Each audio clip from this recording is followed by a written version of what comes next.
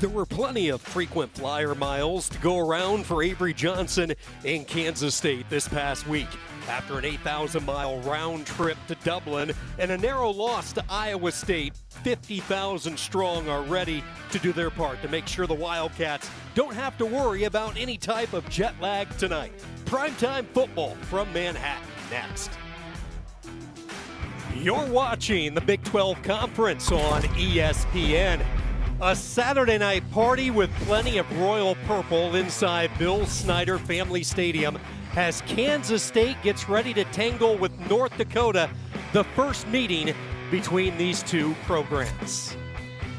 And a pleasant good evening. Sean Kinney alongside former Kansas State offensive tackle, Super Bowl champion Barrett Brooks. So great to have you with us. Barrett, this has been a challenging week for K-State as they try to get back into some type of regular routine. They've had to change up their schedules to accommodate some tired bodies. Absolutely, but one thing I'm not going to worry about is their body. I'm sure Coach Kleiman made sure that they laid off a little bit, but the big thing they need to worry about mentally, are they ready to play this game this week? High expectations, year two at the starting quarterback position for Avery Johnson. The Big 12 Player of the Year candidate certainly showed flashes last week against a good Iowa State defense, mixed in with some bad Irish weather. Absolutely, but you know what? His maturation in the passing game is real. I'm really looking at. He has done a great job of making his progression better because he is one of the fastest guys on the field, but he has to make sure that he does it because he can't run for the rest of the year. Chris Kleiman knows a thing or two about the state of North Dakota. He had so much success with North Dakota State, guiding the Bison to 4 FCS national championships. He talked about how tough the Dakotas can be.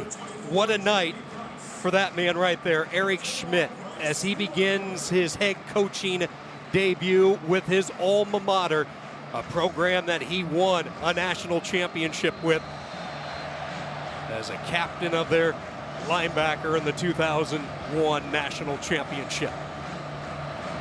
North Dakota won the toss. They elected to defer, so it will be Kansas State. And from a yard deep, out of the end zone, past the 20, up to the 22, goes Bryce Norenberg. And we will get a look at the Wildcat offense. It is a bigger, stronger, faster Avery Johnson as he's responsible for leading the Wildcat offense for the second straight year. 25 touchdowns a season ago, a program record, a dual threat quarterback, hoping to improve those numbers this year. Yeah, and hopefully this passing game goes very well for him because he understands he's too small to be running around like that.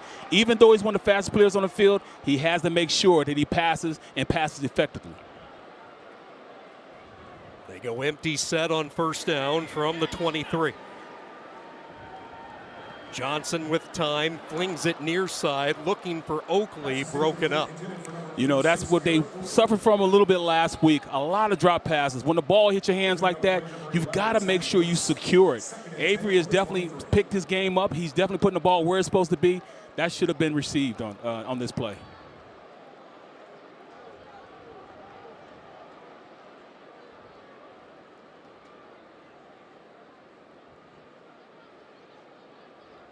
Joe Jackson to Johnson's left on second down, and it will be Johnson on a keeper trying to get to the outside. Good pursuit by the freshman Grant Noland as he chased him out of bounds. So no Dylan Edwards tonight. Tough start for the talented junior. His first touch of the season last week in Dublin. The muff punt, but even more critical for K-State, the injury that followed. As you take a look at that left ankle as it gets tweaked awkwardly, he would not return last week. He was ruled out on Wednesday, and he is a week-by-week case right now. Absolutely. Third down and long. Johnson flushed underneath. Oakley, the tight end, work to do as he stumbles ahead, and this will be real close. Looks like he'll be about 1.5 yards shy. And a good start for the Fighting Hawks on the road all the way from Grand Forks. You look at them, these Fighting Hawks, look at their defense. They don't have a problem with playing these guys man-to-man. So that's the confidence level they have with their ability to go out there and really go face-to-face with this Wildcat offense. A lot of man-to-man. Simon McClannon on the punt. Zach Lewis, the transfer from Northern Arizona, awaiting this kick. High spiraling kick, takes a fortuitous bounce for Kansas State. And this will come to rest at the 25-yard line. Sean, you think, everybody was looking like Coach Glyman would have went for that play. I think they learned a bit last week on not doing that, being more, calculated on when they go for fourth down. What a moment for Jerry Kaminsky in the center of that Kelly Green. Kaminsky won a tight quarterback battle this fall. He was officially named the starter this past Monday. Said this is the moment you dream about as a coach's son, growing up in the center of Wisconsin to make your first career start in this type of environment. How will he respond? Can't wait to see what he does. They're going to get him involved early out of the backfield, making the catch and picking up 6 to the 31-yard line. Goes Corey Ty. Mentioned being a coach's son in the red hat, way up there in the corner for North Dakota. His father, Brian, who was his high school football coach at Sun Prairie. Jerry Kaminsky, the 2022 Offensive Player of the Year and the Dave Craig winner for the state of Wisconsin. Second down, and there is Romaine blowing it up at the line of scrimmage. That shows the confidence level of what these coaching staff is doing on defense. They're lining up in 4 down. That's different from what they've done the past couple years. And those 4 downs, those guys down on the line of scrimmage, they're allowing those linebackers to scrape and make plays, and that's exactly what just happened.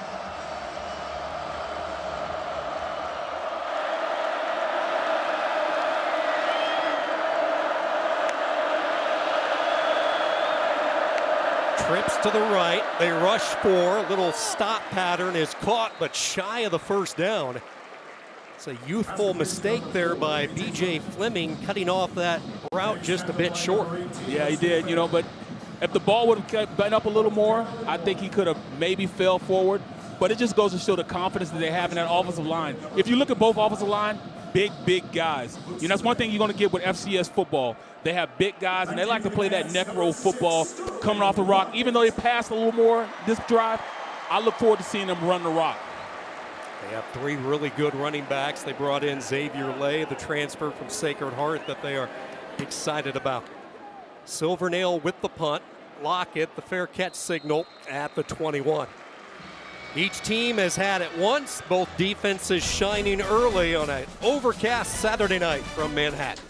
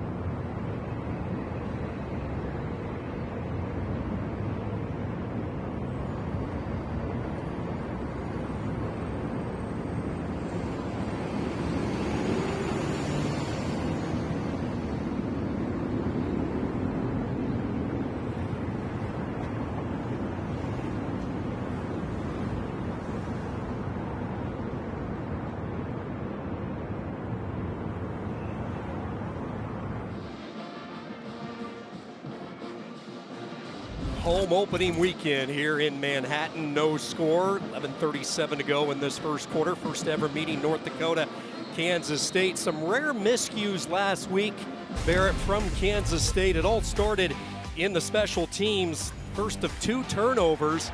Dylan Edwards muffing the punt, giving Iowa State great position, and then Jackson had it popped away from the elusive running back, and then the 4th down struggle is really the difference in the game. You know, and this is not a real K-State trait. You know, Kleiman is one of those guys, he wants to be fundamentally sound. The fundamentals are taking care of the football, so they understand that they have to make sure that they do that this game. Conversely, Iowa State converting on their 4th downs. The Cyclones were 3 for 3 in Dublin. Second offensive series for Avery Johnson in this K-State offense, and he gets rid of it quickly. Jace Brown holds it in. Brown pushed out of bounds at the 27, a gain of 6. Johnny Wiltshire with the coverage. You know, they got a simple out. They want to get this offense going. So let's go with a nice little simple pass, a simple out to one of the best players on the team, Brown. This can get the offense going, keep the sticks moving.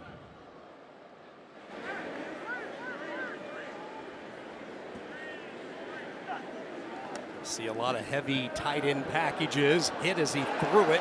Nice concentration there by Johnson, but for the second straight time, Avery Scott, Johnny Wiltshire, pressure applied by Caden Big. UND are showing they are not scared of this offense. They are playing man-to-man a lot of the times, and they'll go up and making plays. That front 4 that they're using, they're now a 4 team 2, 4-down team 2, are getting a little pressure on Avery Johnson.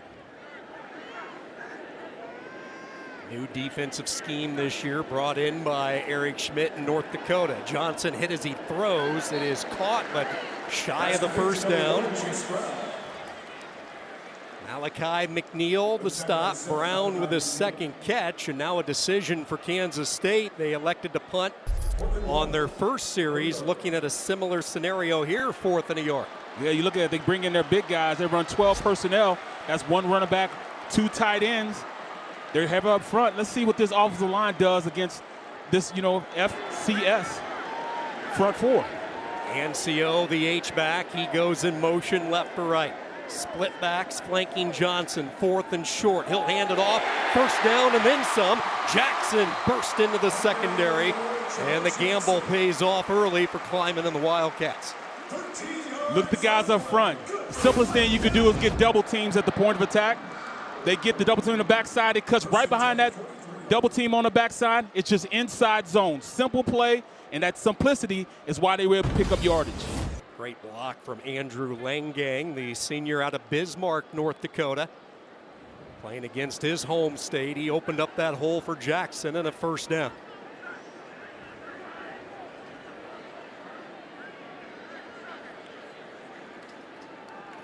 Johnson with time throws. Again, that cushion being given as they respect the speed of Brown. They work on the freshman Grant Noland.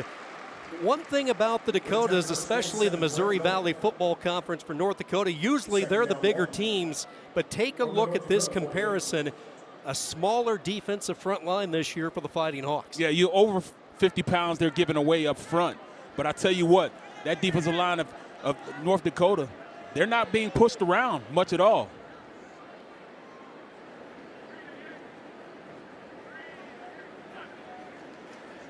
Second down give, and up the middle they go with Devon Rice. The redshirt freshman thrust into action last week with the injury to Edwards, and both offensive coordinator Matt Wells and Coach Chris Kleiman told us they're looking to develop some depth at running back.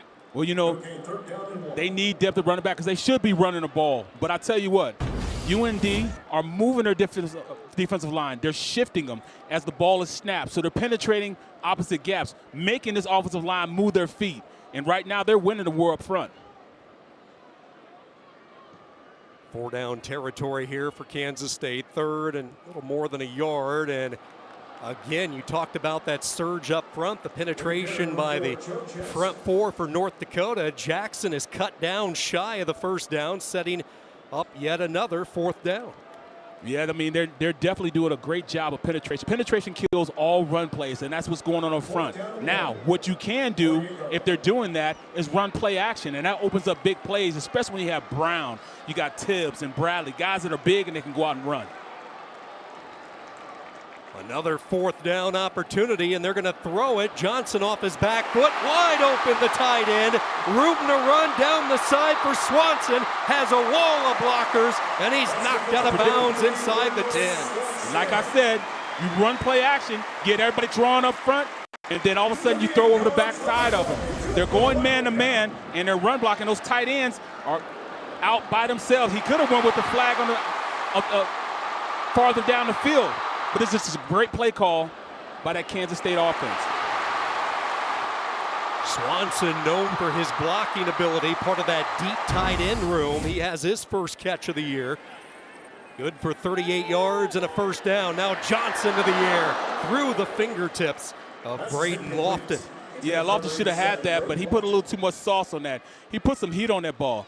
But, I mean, you look at how this team is running right now. Their ability to run the ball is going to open up the passing game. And I tell you what, those guys up front, once they start getting lathered up and they get into a rhythm, that's when you see this offense open up a lot more.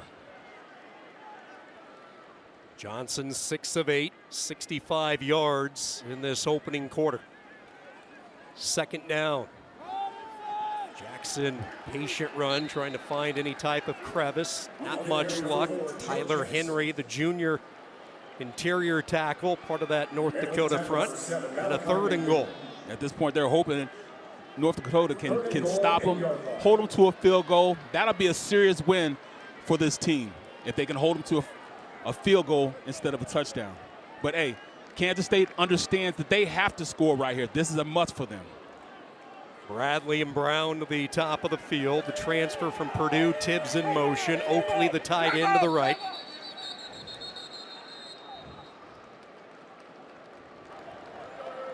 First charge time out of the half, North Dakota. North Dakota, opportunity to make an early statement. 3rd and goal when we come back to Manhattan.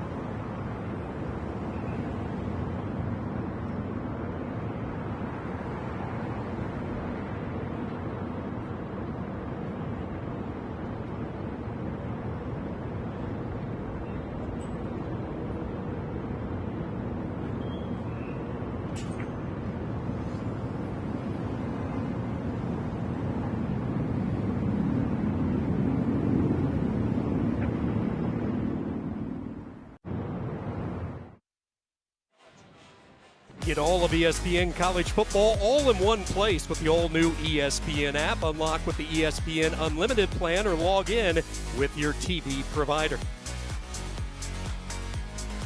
Couple of 4th down conversions on this drive for Avery Johnson. He has put Kansas State in position. 6 of 7 on this drive, 65 yards. The big one was the 4th down throw, running catch to his tight end, Will Swanson. What do you like here, Barrett, on 3rd and goal? You know, I would definitely run the ball on this play. I'd make the big guys up front earn their money. At this point, they need to move this smaller defensive line around a little bit.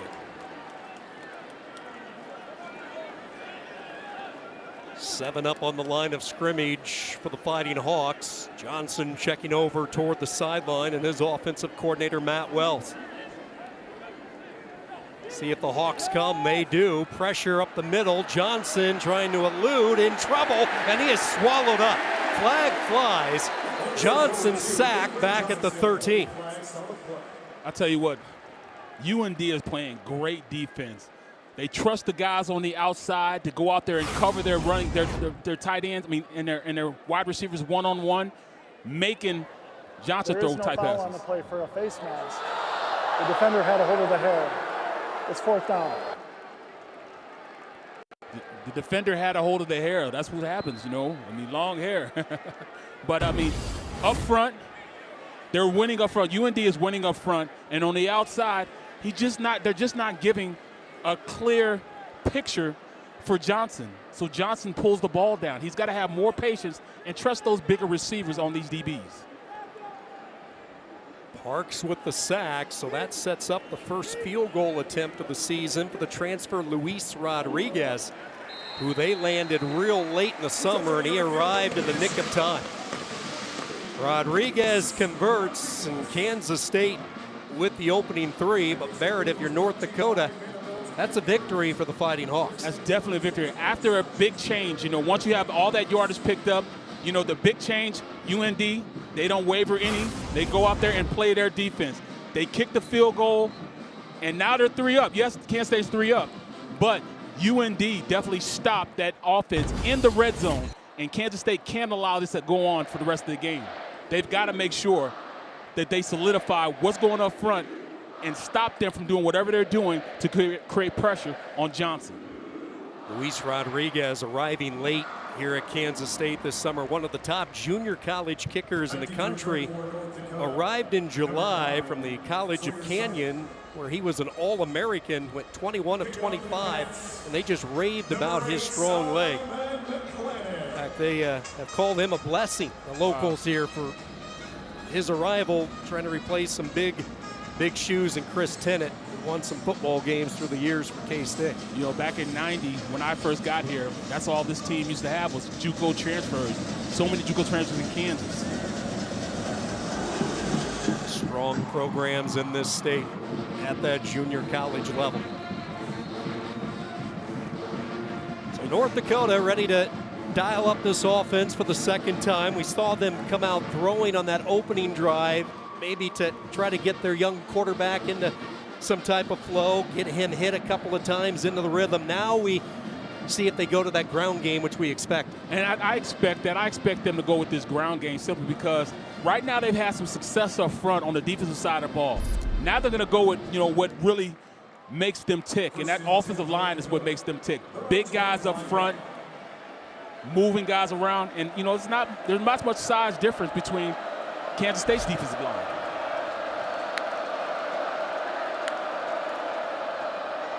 From the 25, he will whip it out to the flat, making the catch, and then making a defender miss. Up ahead goes Christian Hoskins, the transfer from Minnesota. 12 yards on the completion and a first down. Yeah, that's a read option. We call it, it's a run-pass option, and he chose to pass it on that play.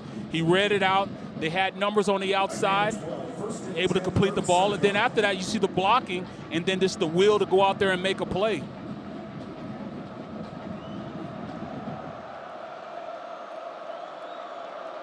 Travis Bates, a late substitution as he gets into position. K-State with some confusion defensively.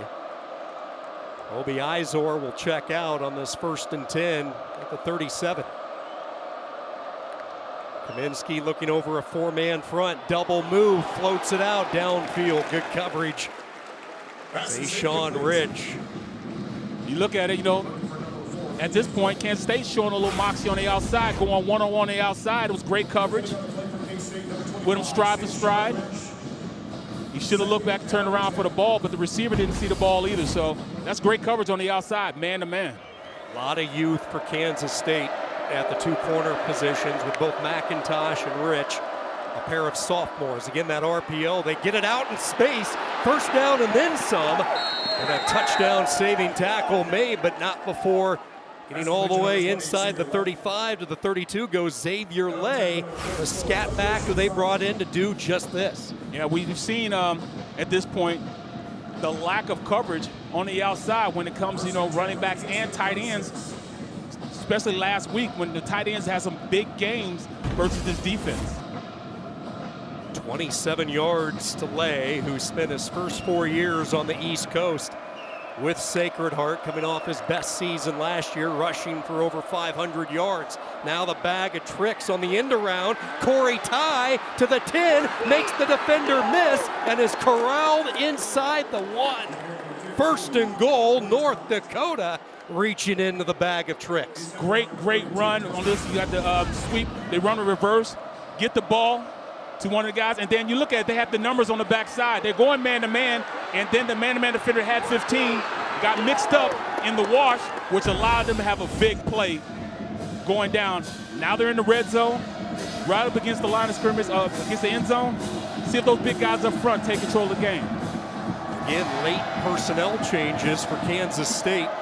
They are allowed to get those substitutions in as North Dakota initiated the change. They bring in the extra tight end, up the middle, over the top, ball 3.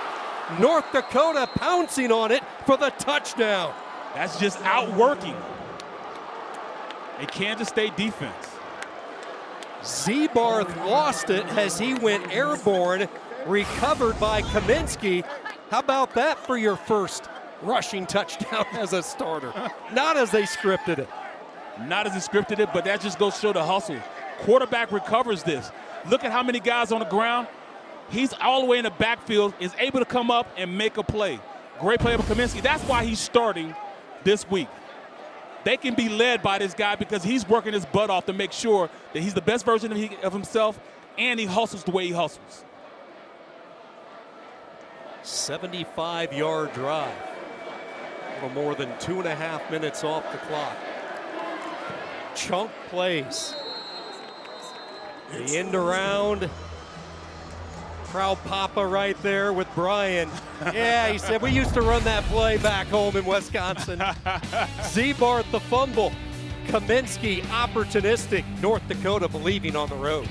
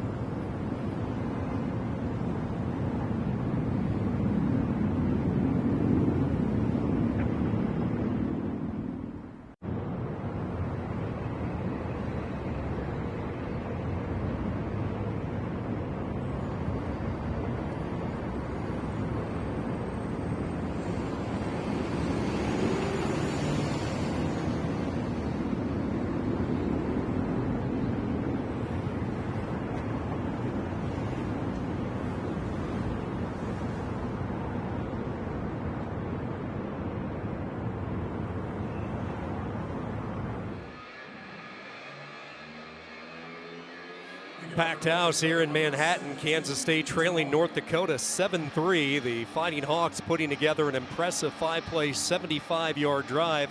Isaac Frichte, one of the holdovers that Eric Schmidt kept, the offensive coordinator from a year ago. Tough quarterback competition in fall camp, and he says, hey, all 5 of my quarterbacks act as one, and you see them all gather around Jerry Kaminsky, the hero on that last drive. Yeah, you know, they grade everything, how they eat, what they eat, school, everything, and that's why he graded so high. Because that leadership ability right there.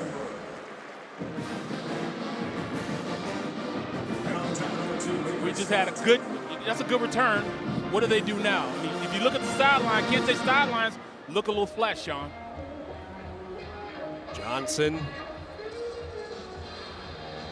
In this opening quarter, he has been busy throwing the football. They have relied on his arms. 6 of 8, 65 yards. Jackson, 3 carries for 15 yards.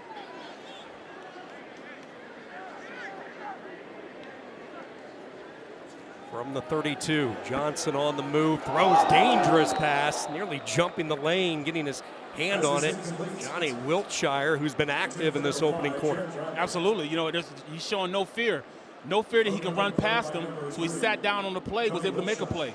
This is where I want to see, can Johnson get this team going again? You look at the opposite side. Kaminsky has his guys going, has his troops going. It's now Johnson's job to get his team going. You could hear a pin drop right now inside Bill Snyder Family Stadium. Shock early on in this game. Pressure off the edge, and this one nearly picked again. Grady Kinch came in from his in position, untouched. Then Zach Lewis had that go right through his arms. That's what we can have. You know, we've got to make sure that he stays in a position where he's not going to be getting hit.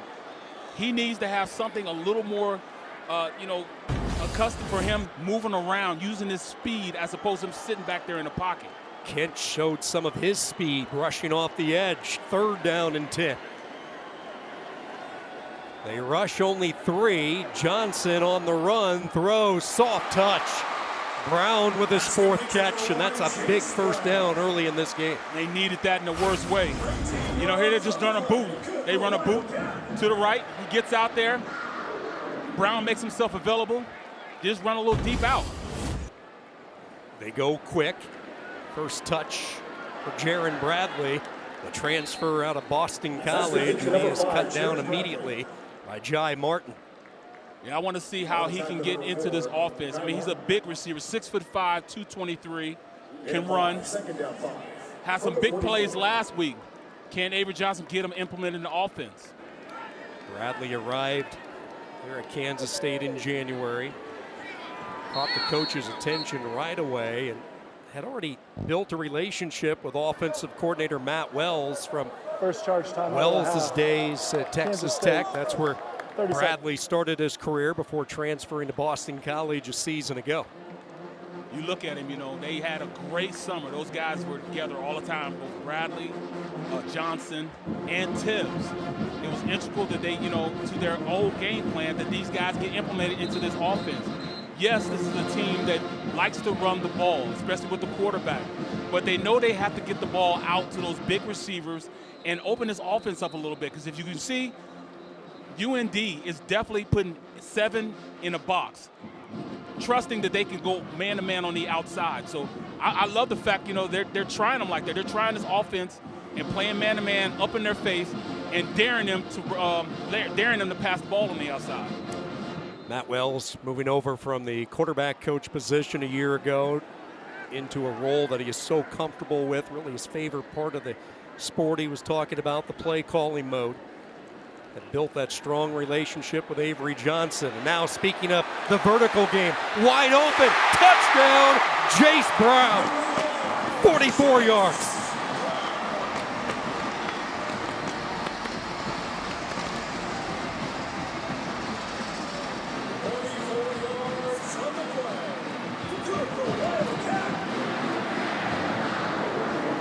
Great pass play right here. I mean, I love how they allowed the play to develop. Here he is, sets back, read option, but then the speed that they have with Brown, the connection he has with Brown, allowed them to go deep for the big play.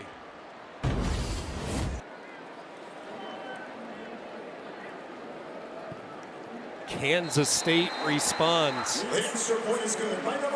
Quick scoring strike for the Wildcats. You see that, Sean? I mean, yes, you have confidence on the guys on the outside, but, Brown is one of the faster players, and he has probably the best connection out of all the receivers with Avery. So which allowed them to sit back. You give Avery Johnson time, he can pick you apart, and it just showed it just then. Ran a little shake route on the outside, beat the man-to-man coverage for 6. Couple of near misses for North Dakota on that last drive, and this is the one Zach Lewis would love to get back. Yeah, you look at it, it's a little out route. He was hit hard, which allowed him not to follow through with the pass.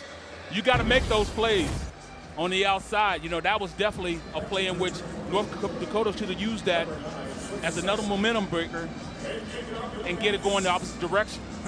So what's Johnson do after that missed opportunity? Comes back with a beautiful throw on 3rd and long to Brown, and then the touchdown strike to his favorite target, Jace Brown.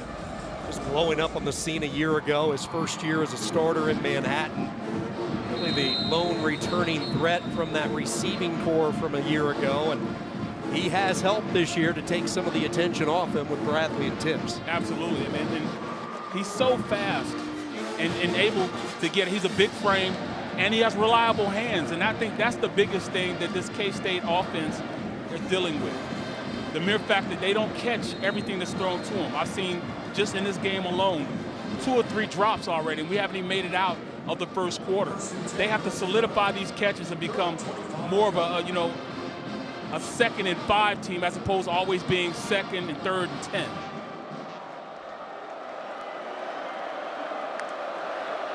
Third different tailback into the game for North Dakota. This is the speedster Sawyer Seidel. Seidel wrapped up. Open field tackle by Justice Clements. You go north into the state of North Dakota, you know there's going to be some beef, and this offensive line has a lot of experience. 4 of their 5 guys up front, returning starters, all 5 over 300. You don't have to look far for the beef, but that's what you get with FCS schools. Neck roll football. Big guys up front, homegrown, North Dakota guys. It's not like going up there eating moose meat, deer meat, because, hey, these guys are big up front. They look like FBS players. It's good stuff. I would recommend that. Yes, you would, Sean. Yes, you would. You're daring like that. You love elk and moose and that stuff. Well, look at Seth Anderson. He's had some moose and elk in his day. Yeah, he is. Look at him. Raring to go, too. Raring to go. 315-pounder. The anchor on that right side. 3rd down and short. Let's see if they run behind him.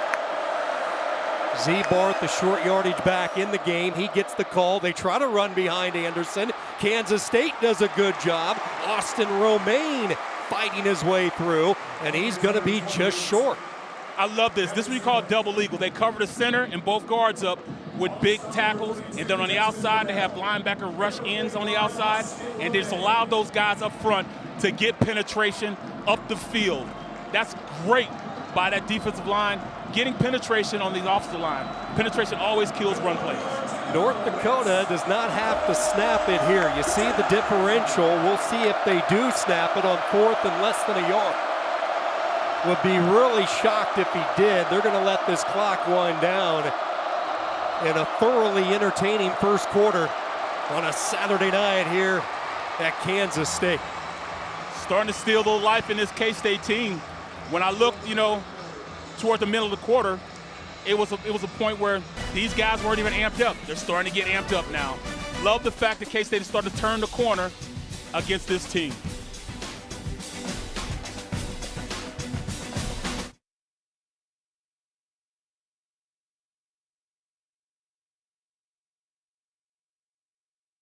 Need a second opinion?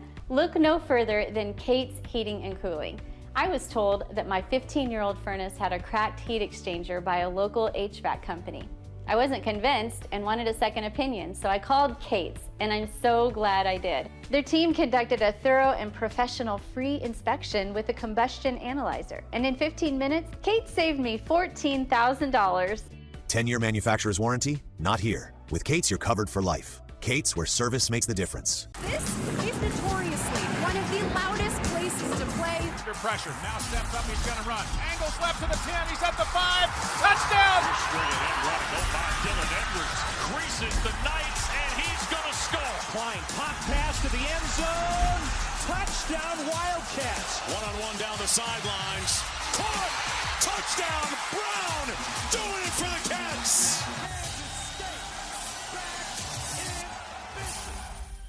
Hey, grab me one too.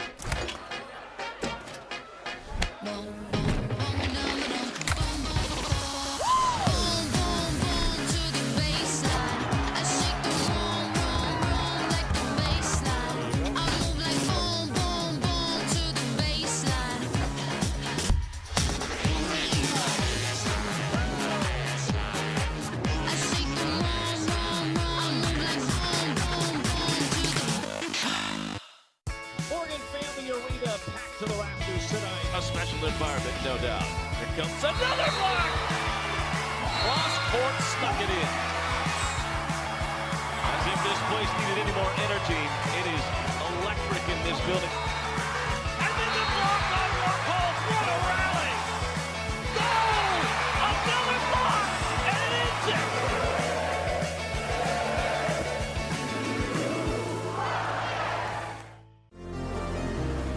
What we grow here defies expectation. Hungry minds searching for answers. Explorers of the impossible. Breakthroughs without end. People who see the world not as it is, but as it could be. You'd be amazed at what we grow here. This field belongs to the ones who take it. This season doesn't come with the script. This is where everything is earned, and we mean everything. We don't do handouts here. You want the spotlight? Earn it. You want to shine different? Prove it. 30 years strong, and we keep shining brighter. This is Big 12 football. This is a different league. Alongside Barrett Brooks, Sean Kenny back with you from Manhattan. North Dakota had the quarter break to think it over. Do they go for it, take an extreme gamble early in this football game? And they say no. We're going to send out the punting unit. So Silvernail out there for the Fighting Hawks. 4th and less than a yard. Do you like this for North Dakota? I absolutely like this. You don't want to put your team, I mean, you're going, force for force up front and playing great against an FBS team. They no longer look at Kansas State as the big dogs. They feel as though they're the big dogs. They've taken all the emotion out of this stadium. It's so quiet in here right now. So I think that, it was smart by him to go ahead and punt it.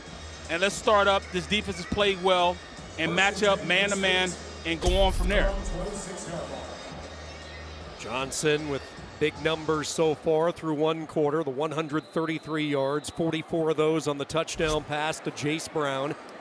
6 catches for Brown, 81 yards. In motion, they fake the throw to him. They hand it off and a little misdirection to Rice. And there goes Devon Rice. Catapulted high up into the air as he crosses into plus territory. Yeah, you got to get it to your speed. They run a little misdirection. Get guys running around everywhere. They have the jet motion going across it. Get in the eyes of the defense. Great play by them to call. 27 yards, Rice. That time they use Brown as the decoy. Johnson steps up, slings it, and it's knocked away. Zone coverage there by North Dakota and getting a hand on it. That's 3 times this half that he's thrown a pass that the defense has been privileged to. He's got to make sure that, he reads things and sees things more clearly. The zone, I think, at this point is really hurting him a little bit because he can't see guys that may be falling back into the passing lanes. Wiltshire getting his hands on that last throw by Johnson. 2nd down and 10, opening drive of this second quarter. set up the screen, getting rid of it quickly. Tibbs tackled immediately by McNeil, the 2-year captain.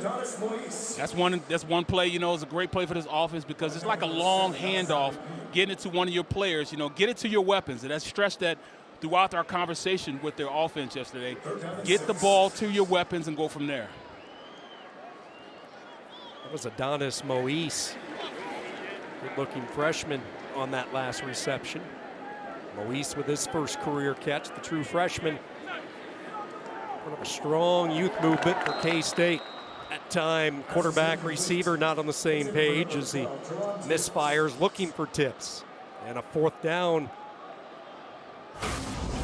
Yeah, you know, I mean, that's definitely a miscommunication up front. Tibbs thinking he's running a dig and a comeback.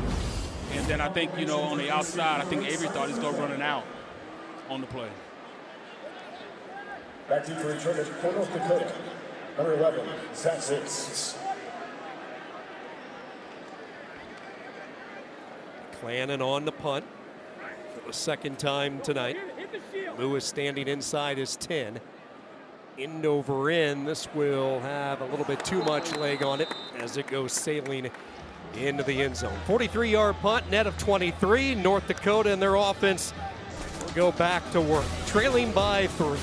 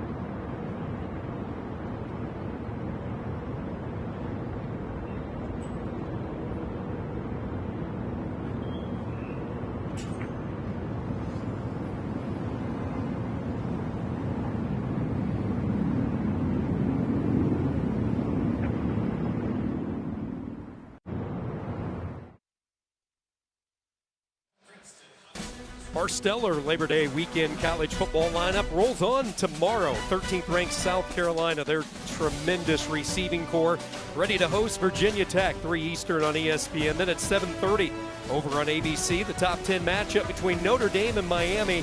And Monday night, it's Bill Belichick's college debut. North Carolina hosting TCU, 8 Eastern on ESPN. And Barrett, when it's Monday night, we're used to seeing Bill on those NFL sidelines. Right, only appropriate. It's a Monday night for his UNC debut. Absolutely. I mean, he has some big shoes to fill. I mean, Coach Brown is, you know, one of the top-rated coaches. But, yeah, Coach Belichick, he's going to have to run the ACC and make sure that, you know, he takes control of it. North Dakota from the 20 and trying to elude the defense and stretch the field as wide as he could go is Seidel, but good pursuit by Kansas State. Desmond Purnell, one of their fastest linebackers, able to keep up with the elusiveness of Seidel. Yeah, you know, and all the guys up front, you know, the more penetration they get, the more, you know, out of sorts this offense will become, because once you get upfield and start that penetration, you make that running back bow a little more. And when you allow him to bow, it allows your troops to get there a little later in the play. Good news for Kansas State. Number 55, Malcolm Alcorn Crowder, has checked into the game. He did not play last week. He was a late scratch. Ball starts. Offense, number 79. 5-yard penalty, second down. It's Trace Thaden. But they get Alcorn Crowder back. They're hoping to get Ryan Davis back in the next week or two, and all of a sudden this is a really deep defensive line. Yeah, right now they're, it's kind of slim, but they're doing enough right now to make that offensive line of UND jump off sides a little bit. They've got to change how this game is being played up front. Behind the sticks after the penalty, Kaminsky with the RPO. First time he's going to tuck and run. He'll pick up the first bound, stays on his feet, showing some of his strength and toughness, and a first down gallop. Purnell finally able to bring him down. Yeah, we talked to the offensive coordinator yesterday, and they said, look, that's one of the traits that you have to make sure you're more comfortable with. He didn't want to run. He just wanted to be a pure passer. Well, he just showed he has some wheels and some toughness. Why don't he run the ball a little more? And I think this confidence will allow him to do this a little more. 25 yards in the run by Kaminsky has been impressive in this first half. Steps up, lobs, and a diving catch is made. Demonatanek able to haul it in, the Canadian. Out of Clarkson with his first catch. Look at Kaminsky. I mean, he's keeping his eyes down the field. He's making sure he's moving in the pocket well, and he's just trusting the guys on the outside to make a play. His confidence level, that's the reason why he's starting. There's a lot of experience on the sideline right now, and he's the guy that they chose to be the starter. Spreading the ball around as well. You see this pre-snap movement by North Dakota. They swing it out, lay. This is a guy you want to wrap up. So dangerous in open space. Daniel Cobbs did a good job getting the arms lassoed around and then help arrive. Very elusive, very, very elusive runner. You give him the ball, they want to get it to him out in space to make that defender make a decision. Right now, the defense won that play. Great job coming up and stopping him.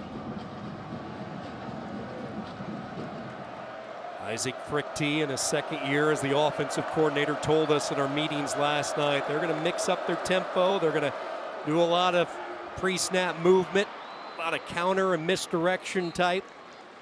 Try to hit these linebackers and really put a lot of pressure on this linebacking core. And that's what it does. When you do misdirection, when you do sweeps, when you get the ball going one way and then you come back around, it gets them out of sorts. Watch the linebackers. They're reading. All of a sudden, bam, from the outside, here it comes. So you can't just leave your assignment. Defensive ends have to make sure they stay at home, and you can't pursue as fast as you really want to.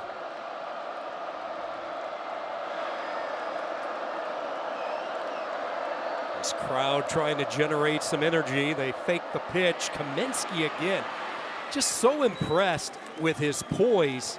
Again, a lot of moving parts there. He had missiles coming from both sides. He lost his helmet there late, so he'll have to leave the game unless North Dakota wants to use a timeout. But he is showing the poise of a 3- or 4-year starter in this first half. Has a lot of confidence, in what he's doing with the ball. Hey, he didn't see the play that he wanted to see. He pulls it down and runs a little bit. Kaminsky leaves. Here comes the transfer that Eric Schmidt brought with him from the West Coast. Javance Tupuata Johnson started a game last year for the Aztecs in the Mountain West. Arrived late, just trying to learn the system and learn the ways of this offense. Has an active arm, tries to showcase it, and he does. Tremendous catch. Flag is down. Dang hauls it in.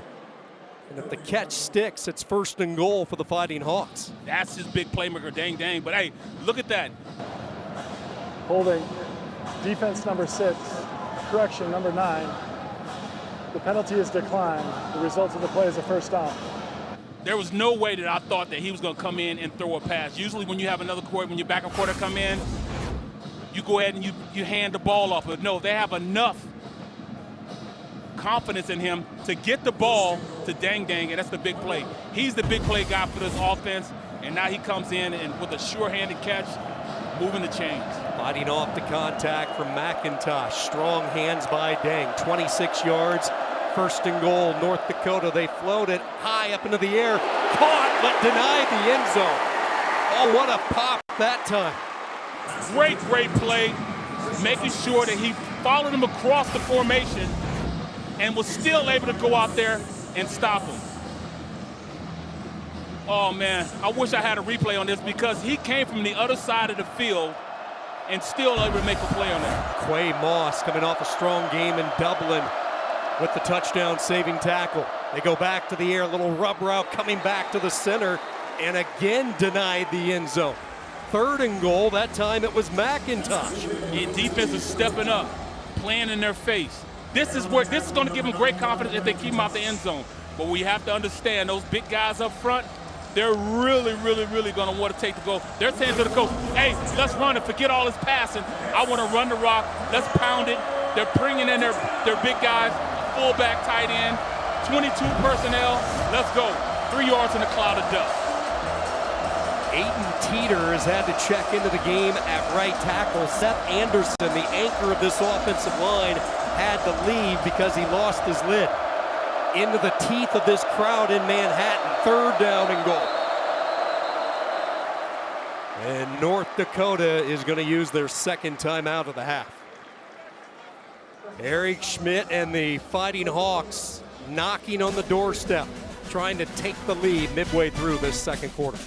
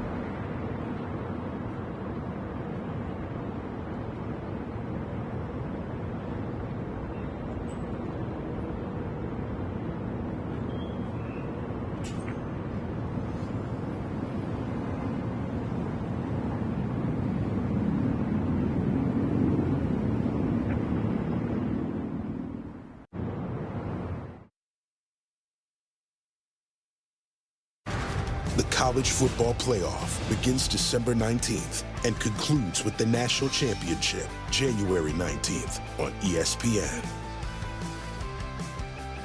A lot can happen before January 19th, the start of the college football season, and the fight that North Dakota is putting up on the road. They have balanced it up. 9 rushing attempts, 78 yards through the air. Kaminsky has been effective. Now the question becomes, can they pick up this final yard to cap off a long scoring opportunity, the 10th play of the drive for North Dakota? That's up to the guys up front, who's going to impose their will. They're going to cover everybody they can cover. Everybody's going to be in the box. Look for Dang Dang on the pass play. They go pistol, lay behind Kaminsky. It will be Kaminsky after the fake, diving ahead for the touchdown. 10 plays, 80 yards. Jerry Kaminsky in his first career start with his 2nd touchdown of the night. This one more conventional. Man, you look at it. I love this play call. You have a running back in. Instead, give it to running back. Use him as a blocker going forward, and you run right up behind him. Comfortable with having the ball, handling the ball inside against those defensive linemen. Kaminsky for the score. That's 2 touchdowns by him today.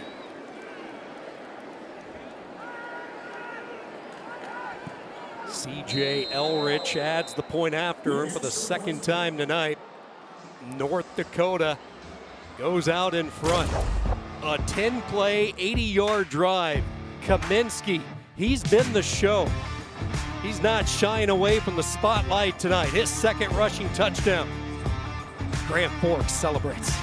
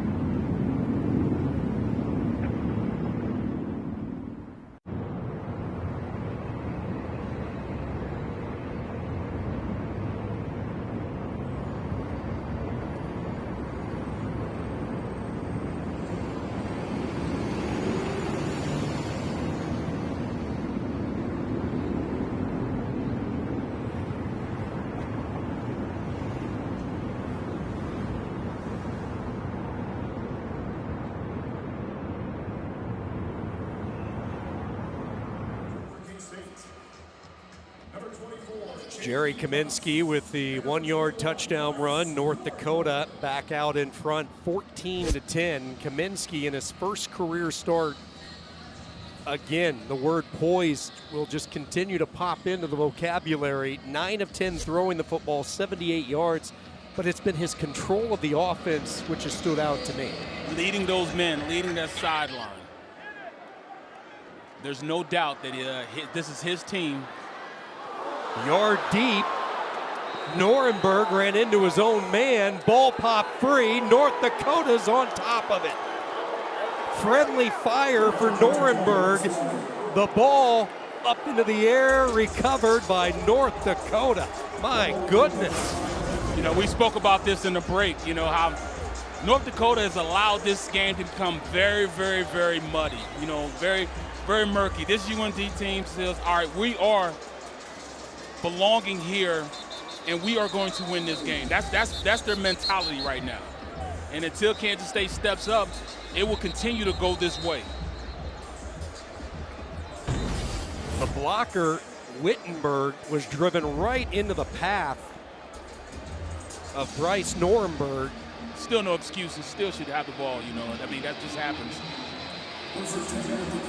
And now North Dakota will try to keep the foot on the gas and start this inside the K-State red zone from the 19. Sean, I need a little more enthusiasm out of the K-State defense. 7:41 to go in this opening half. Kaminsky looking left all the way, wants that double move. 50-50 ball knocked away. Rich had the coverage. Great coverage on the outside. Turn around just in time. Tried to high point the ball. You need big plays like that. Can this defense do it, you know? I mean, look, Kaminsky goes out there. He throws a pretty good pass with pressure in his face, getting hit. Double move with the double move. Great play on the outside by both the receiver and the DB. The receiver stopping the catch, and the DB almost making an interception. Romaine applied the hit. Second down, pocket collapsing. Down goes Kaminsky. Ball free, Kansas State on top of it. There is a crowd here. The fans are here. Kansas State is here. They needed this right here. Quick change. Go out there and make a play. The defense stepping up. Now it's up to Johnson to go out there and keep things going. Great rush up front. One-on-one. Able to shed the block. Gets out. That's a good old-fashioned TE stunt. Tight end gets up the field. Linebacker goes around the corner. Rush end goes around the corner. Great play. Creating a turnover. This defense needed that. They needed something to get them going. They came out flat. This will probably get them going in a way that they can go out and start making plays the rest of the game. Cody Stufflebeam, one of 8 super seniors on the Kansas State roster, with the hit. And then Toby Osasanmi able to recover it. And now they're going to go upstairs to take another look. You see our referee. It's a Big 12 conference officiating crew. Tim Rich, our referee, the replay official tonight, Mark Larson, and they're going to take another look, see if Kaminsky's arm was going forward. Let's see if he's in that throwing motion as Stufflebeam put on the hit. It looked like he tried to bring it back into his body.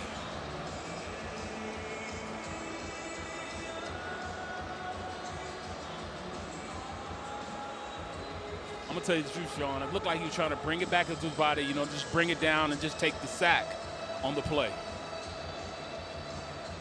But, you know, I don't wear the stripes. Taking multiple looks at this. Again, the call on the field is fumble. Kansas State with the recovery, and is there enough evidence to overturn that call? It doesn't look like a passing motion, not necessarily to myself.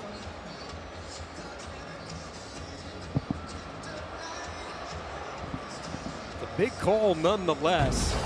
Let's After listen review, in. the ruling on the field is upheld. First down, Kansas State. So the defense delivers after the special teams mistake. Same thing happened last week versus Iowa State. The first time they get a punt, it's a punt muff, they fumble it, turn back around, defense bows up, and then creates a turnover. And if you're North Dakota, a missed opportunity. You're looking for the upset on the road. Have to take advantage of those opportunities when they present themselves. So now their defense back to work.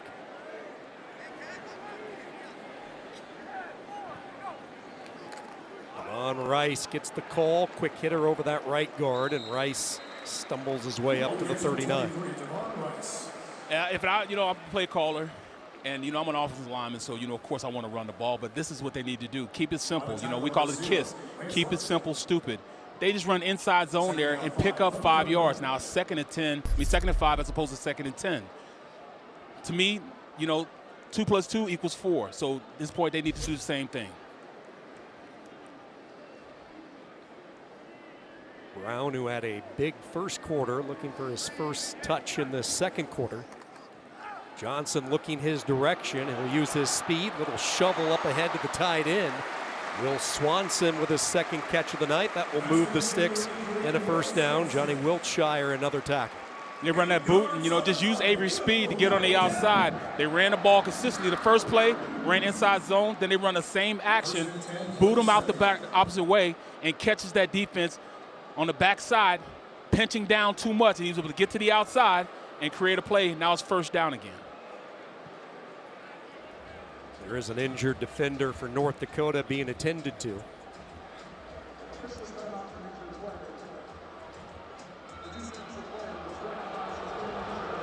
Johnny Wiltshire was the injured Fighting Hawk as we go back to the last play and the creativity of Johnson. Yeah, you know, you see the offensive line went one way, turned back around and able to get the first down, but that's just a great play to come up and make the tackle. He just paid for it. Shoulder went into the block, into the tackle. It's a tough and aggressive sport. Johnson 12 of 18, 172 yards. First down, this is Joe Jackson slipping away from one, powering his way into plus territory. Logan Eckert driving him down, but not before a good pickup for the sophomore out of Haines City, Florida. I mean, 6 foot, 215 pounds. Give it to the big fella. Let him run in between the tackles. He can shed a block or two or shed a tackle or two. Now 2nd and 3 as opposed to, you know, like I said, being 2nd and 10. This is the strongest that Jackson has been entering a season. Spent a ton of time in the weight room, and it really has paid off. Lots of room to run or throw for Avery Johnson. He will dump it off. Tibbs with the catch and a first down throw. Jerron Tibbs. Kansas State, plenty of time. Nice looking drive as they try to regain that lead late in this first half. And as we talk about the maturation of Johnson, instead of him running, you know, last year he probably would have run for the first down, but take a little bit of that pounding off your body. Get it to your receivers, you know, that can go out there and make a play. The weapons are more apt to better running.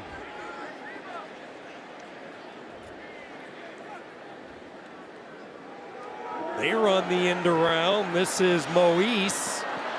Shakes free from one, and pursuit defense by North Dakota. Bennett Walker, the transfer from San Diego State. You got to keep guys honest, you know, keep those defensive ends from crashing down and following the play. You got to make sure those guys stay out wide. That way you can run more as far as play action to get the ball down the field. But if you don't make sure that those ends stop crashing, it'll be a long day for Johnson because they'll keep tattooing them on every single pass play. Talking with Kleiman yesterday and these reduced rosters for all of college football, you're going to see more freshmen, redshirt freshmen make an impact. Pressure off the edge. Good job there by Johnson to feel it. Throws it toward Tibbs. Tipped around, and it is caught off the deflection. Jai Martin had his hands on it. Deflected to Tibbs. Touchdown.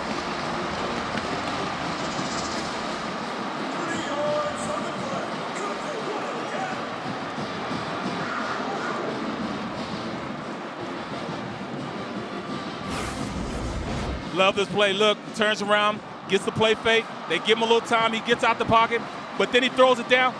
Watch how the receiver keeps his eye on the ball. You got to stay concentration. Finishes the play. Touchdown. Touchdown. Great concentration by the receiver. Rodriguez adds the point after. Avery Johnson with the touchdown pass. Normally when you talk tip drill, you're thinking defense. This time it's all about the offense. Yeah, I mean, it's straight concentration. I mean, that should have been a pick, and that's the 3rd time in this game, in this first half, that they didn't take an opportunity and finish a play. This defense have had their hands on 3 separate times the ball and didn't complete the play. You got to finish on the play. On that time, the receiver kept his eyes on the ball. Touchdown. Tibbs has his first touchdown as a Wildcat, the transfer from Purdue. Spent 2 years in the Big Ten with the Boilermakers, 25 catches last year, a couple of touchdowns. Had a wonderful spring. He was one of those receivers who really stepped out this spring, tried to build a bond with Avery Johnson, and 4 catches last week against Iowa State, a couple of catches in this first half, and now his first touchdown. Take advantage of your weapons, Johnson. Take advantage of your weapons.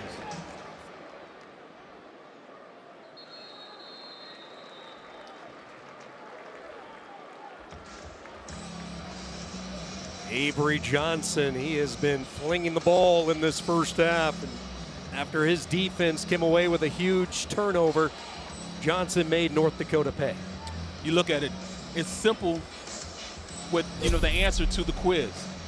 You run the ball, and it opens up everything else. If you steady pass in every single play, it gives that defense a shot of going out and making a play. So it's better to run the ball, impose your will, and then turn around and throw the ball over the top.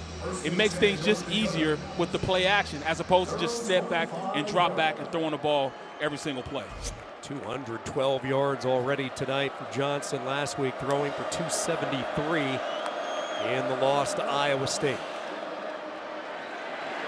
First down, trying to bounce it wide, Xavier Lay. No luck. Look at the guys up front. As you're watching this game, watch the guys. When they cover the center and both guards with big defensive linemen, they're able to get up the field and stop all the misdirection and running plays that this North Dakota offense are trying to run. Those guys up front are imposing their wills, which is allowing them to go out and make plays. Seumalo, one of the interior tackles for Kansas State, 2nd down and 12. Near side throw, and this one's dropped. B.J. Fleming. Clemens was in the vicinity in a 3rd and 12. Yeah, both guys out there hand checking each other on the outside. You could have called pass interference on either one of those guys, but it's a physical play out there. These have been the situations, for the most part, North Dakota has avoided in this first half, getting behind schedule. Now this crowd becomes an impact, 3rd and long.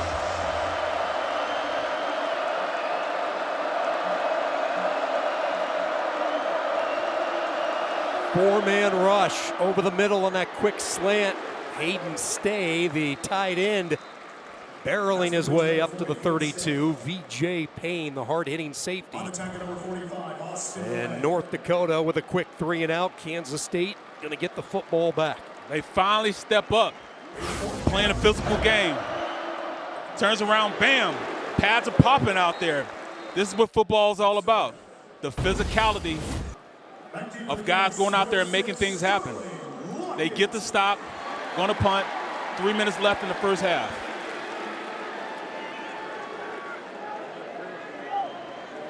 Pressure up the middle, and Silvernail just did get the kick away. Flag down, Silvernail also down. As this ball trickling inside the 20 comes to a rest at the 18. Contact with the punter, Silvernail, a 50-yard punt right now. Running to the kicker, receiving team number 1. The 5-yard penalty results in a first down. So it doesn't matter whether it's running or roughing. They only needed 4. They pick up 5 with a lesser infraction. Huge, huge play. Once again on special teams, in which North Dakota keeps the sticks moving. This is something, that Kansas State have to watch. Too much undisciplined football, and that's not, what Kleiman has been taught here. That's not what he's had here since he's been here. They've been a more disciplined team than what they're showing these first 2 games. Now the defense has to go out there, and then eventually, they're going to get tired. They're playing a lot of snaps today with a big physical offensive line. Jaden Rowe, the transfer from Oklahoma, with the flag on that last play, giving North Dakota new life late in this first half.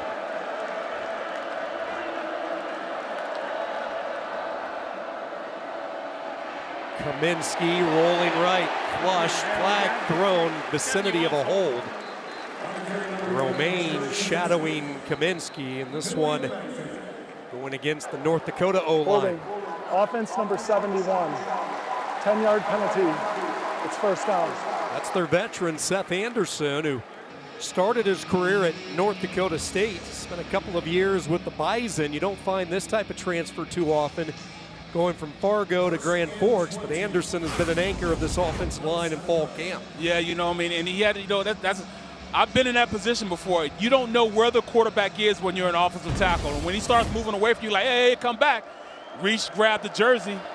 It's easy when you're out there at tackle because, that you're seeing everything when you're by yourself. You talk to the Kansas State faithful, you never held anybody in your career here. Offense number 80, 5-yard penalty, first down. Boy, a little bit of self-destructing now by North Dakota late. They had the penalty on first down before the roughing the punter, the running into the punter. Now they get a holding call, an illegal procedure, and Eric Schmidt in this offense moving the wrong way. And this is something that's uncharacteristic also of a North Dakota team. One of the least penalized teams in the Missouri Valley Football Conference a year ago. We hit the 2-minute timeout. Kansas State leading by 3. This is a 2-minute timeout.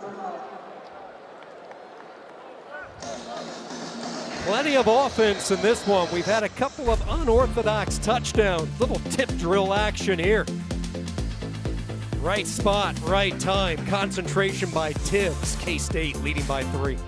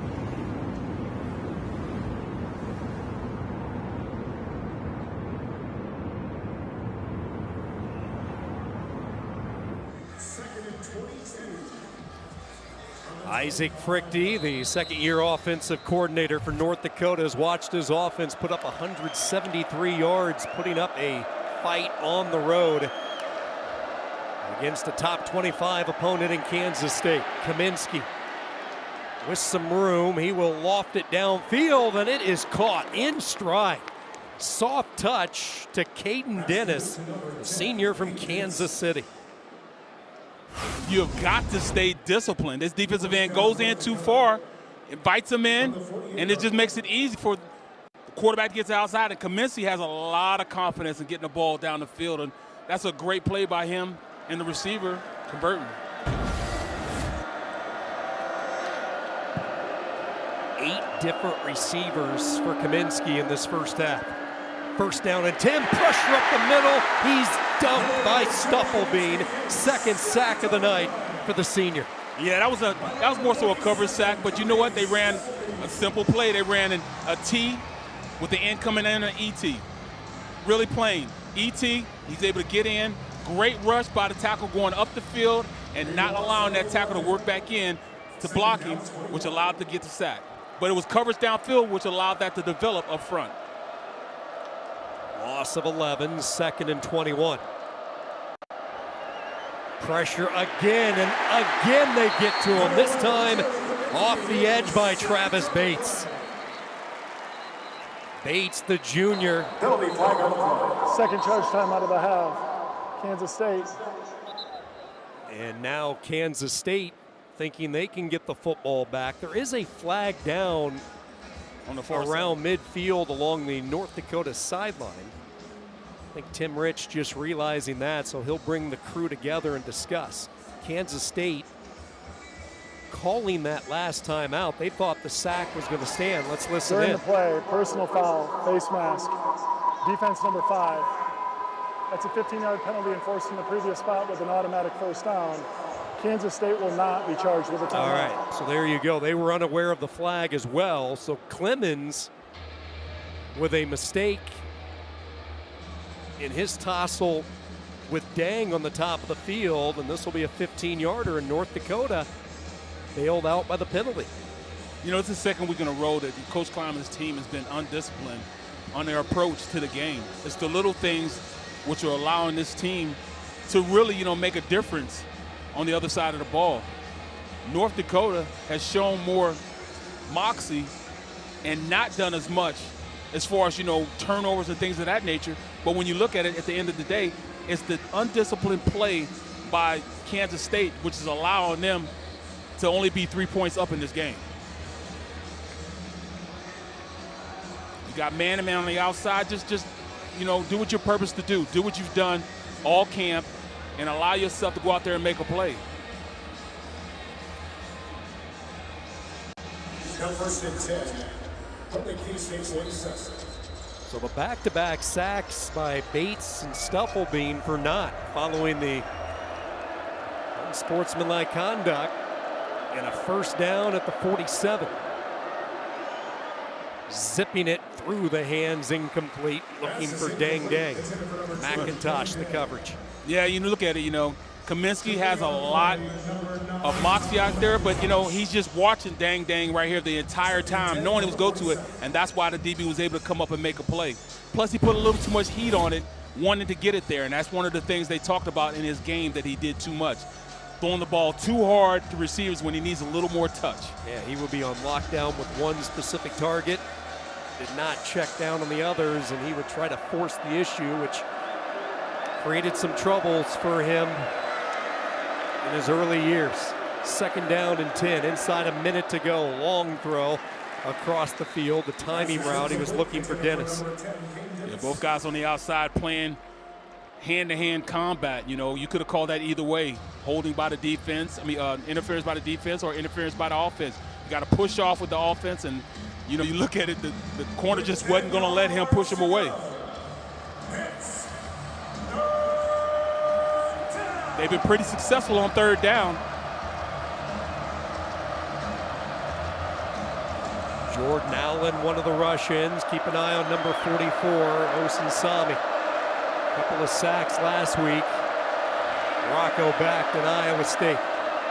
Third down, they keep it on the ground. Nice jump cut there by Seidel, and he'll pick up the first down. A former hockey player turned football, showing that jump cut on the ice, how it translates to what it looks like on the gridiron. But once again, you know, you look on the outside, Toby Osinsami, he just can't keep rushing down and allowing them to. Here's Dennis with the catch. This will be first down yardage inside the red zone. That's a terrific throw, a long throw across the field on the timing pattern, the out route by Caden Dennis. Yeah, even better out route, you know, that he ran, and then, you know, Kaminsky just getting the ball to him in stride.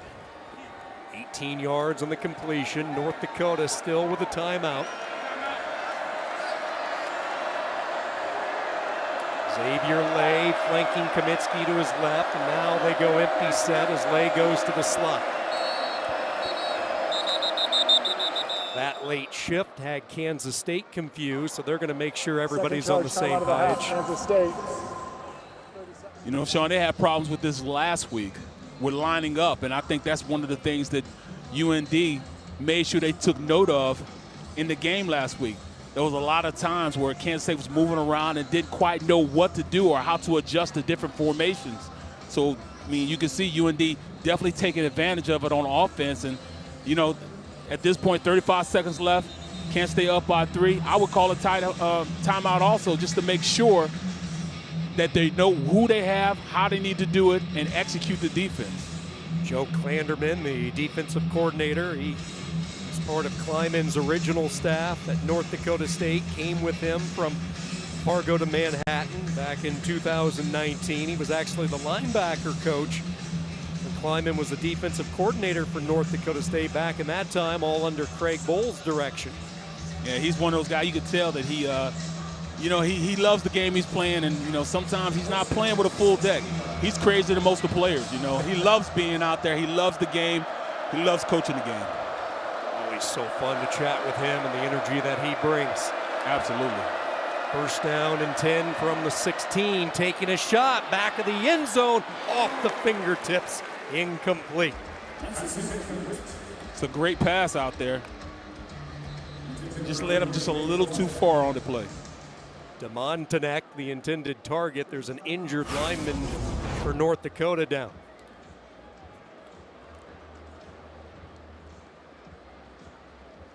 Just throw it a little bit too far on the play. Oh, I hate to see this offensive lineman down. That's one thing when you play O-line, it's tough because you always have people falling around your legs, and that's one thing I was always conscious of. When the backside guy gets rolled up from the opposite side or from the back, it's really tough. Keep an eye on the right guard, number 51. It's Caleb Olson. And yeah, Barrett, you are spot on. He got rolled into. Just nothing you can do. You're in that helpless position. Absolutely, absolutely. I can remember playing, when I was playing here and I was playing on the opposite sideline, we're playing against Colorado, and the same thing happened to me. I sprained my medial collateral, and it was tough. It's tough because somebody's always falling around your legs. You got five really, really big guys battling, 3 or 4 other big guys, so it's tough. You look at this offensive line, and they really had to mature sooner than North Dakota was anticipating when they brought them in. They had some really good linemen in this program that transferred out to FBS schools, and Easton Kilty was one of those players. Started his career at North Dakota, transferred to Kansas State. But you look at Olson, gingerly makes his way off the field toward that North Dakota sideline. Olson, Anderson, Buxta at center, Beecher at left guard. These are all guys that maybe played a year before they were anticipating, but now they're starting to pay off those dividends and the labors of those growing pains they had at times a year ago. You play, get the experience, even though you, at that point, don't think that you're ready to play, but you get forced to play, then the maturation sets in, and you guys play together from being thrown into fire. See how they respond without the captain, and a huge hole opens up untouched. Sawyer Seidel, touchdown, North Dakota. Great one-on-one blocks in the interior of that defensive line, because everybody has their man by themselves. The center's covered, the guards are covered. They come off the ball, and when they come off the ball, they able to push them all the way down, and the linebacker in the end, they don't get to their holes. They didn't allow the linebacker to get to his hole, so just ran straight through where somebody vacated. Touchdown. 16 yards on the touchdown run by Seidel. Elrich adds the point after in a developing situation on a Saturday night here in Manhattan. North Dakota 21-17. Keep in mind, this is a program last year that went to Ames, battled Iowa State, lost to the Cyclones 21-3. But in that game last year, they had a 23-play drive that ate up over 12 and a half minutes. And again, they're not going to surprise up, catch people off guard. They expect that from the Missouri Valley Football Conference, and they have showed up and have played a spirited first half with their new coach. Absolutely, man. You look at it. I mean, I just love the fact, you got big on big, and it's everything that's happening positive for this North Dakota team is happening up front. Those guys getting together, coming off the ball, and really showing you, hey, we're just as good as you here at Kansas State, and we're going to, go out and oppose our will, and it's working for them. Very, very muddy game. These two teams putting up close to 500 yards of combined offense in this first half. With return number 21, Nuremberg Takes it out past the 25. Kansas State with just a timeout, only 19 seconds. I'll tell you what, Sean, this is the game that Coach Kleiman didn't want to see. He's been at an FCS school. He understands what it is to come in and beat a K-State team. When he was at North Dakota State, him and Carson Wentz came in and beat Kansas State, during their heyday. So this is something, that you can't just take lightly. Kansas State has won 31 of the last 32 games against FCS opponents. That one blemish, as you mentioned, the Kleiman-led Bison of North Dakota State. Absolutely. When he was the defensive coordinator. We talked, he said that. He said, I don't want this game to become muddy. If we're a better team, then let's beat them like we're a better team. We can't allow ourselves to go out there and make mistakes, make this game and keep them in the game. And right now, they're not being kept in the game. They're getting beat by this UND team. Coach Chris Kleiman joins us. Coach, you told us yesterday you wanted to avoid a muddy game. Well, North Dakota has provided a muddy game right now. There's nothing, it's dead. Coach Kleiman having some audio issues with the coach, so see if they can get that straightened out. Halftime here in Manhattan, 21-17, North Dakota by 4. We'll be back with more halftime festivities. A wild night, North Dakota out of the Missouri Valley Football Conference, putting up a fight on the road. They lead it here at the break.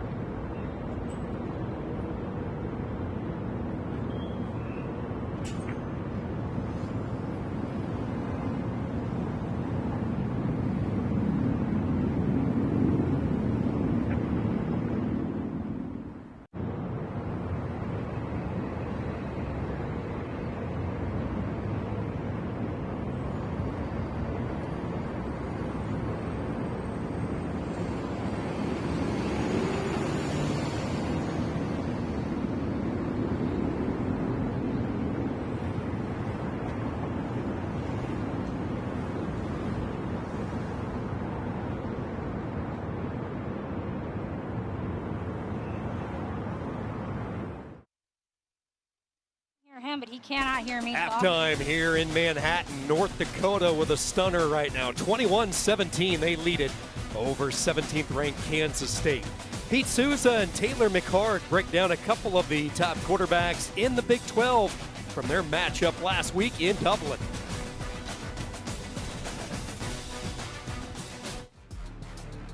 Welcome back to Inside the 12. I'm Pete Souza. He is Taylor McHarg, the quarterback. And right now, We're going to go in the quarterback club. My question about this exclusive group is, like, do you guys get smokers jackets, or is there VIP access? I would know nothing about this club. Yeah, not that I'm aware. I mean, maybe we can get the Big 12 to send us some pins like this. We'll wear those during the show. But no, I thought week 0, the 3 that we saw on display, really good quarterback performances out of all 3. So you can nitpick a few things here and there. But I think it speaks to, again, the depth at the quarterback position for the league as a whole. We talked about that some last week. We will as the season goes along. But a good first performance for all 3 quarterbacks that we saw out of the Big 12. This is a great segment for football junkies. You're going to take us inside the film room, and we're going to start with Rocco Becht. Not exactly overwhelming numbers, 14 of 28 for 183 yards and 2 touchdowns. But delivering the ball down the field late was what was most impressive. This touchdown to Brett Eskelson, I thought, was maybe his best throw of the day. Look at this window right here. This is a tough throw. The defender between him and his receiver's got to drop that in the bucket over the shoulder. Little stop and go. I love the play design. Get the corner in conflict. Receiver Eskelson gets behind him. But this throw was fantastic in wet and rainy conditions from Rocco Becht. I thought he did a fantastic job delivering the ball down the field. You saw 13 personnel, 14 personnel, 3 and 4 tight ends on the field, and that benefited Rocco Becht tremendously. And I'll say it one more time to drive this point home. The throws that he made late in the game down the field in contested windows, that to me, along with converting on 4th downs, that was the difference in the game for Iowa State. Let's go to Avery Johnson. It was almost like the opposite of Rocco Becht. His numbers actually looked pretty good, but in watching the game, he didn't knock me off my feet. What did you see? I thought he did a nice job taking what the defense gave him. In this clip that we're going to show you, this was a savvy throw from Avery Johnson. He had some downfield passes that went for touchdowns, but this was a great throw, leading his receiver, the tight end, away from that defender. You see the corner crashing down on this over route. If he throws this ahead of his receiver, this is either an incompletion, a blown up player, or an interception. And if you watch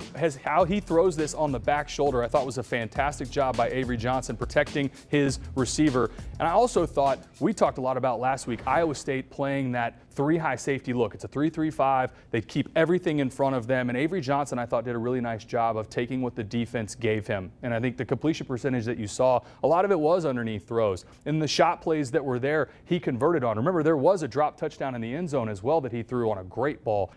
The loss is not on Avery Johnson. I thought he played really well. Well, one of the things I felt like helped unlock him was Matt Wells. I thought there were some pretty nice play calls there that opened up that offense for Avery Johnson, their new offensive coordinator. There's no doubt. And I also, the only thing that I would be curious as the season goes along, do they have any more designed quarterback run game? Avery Johnson doing his part in this first half. 212 yards through the air for Johnson, a couple of touchdowns, but it's been North Dakota stealing the show. Sawyer Seidel, the 16-yard scamper late. Fighting Hawks with the lead here in the break.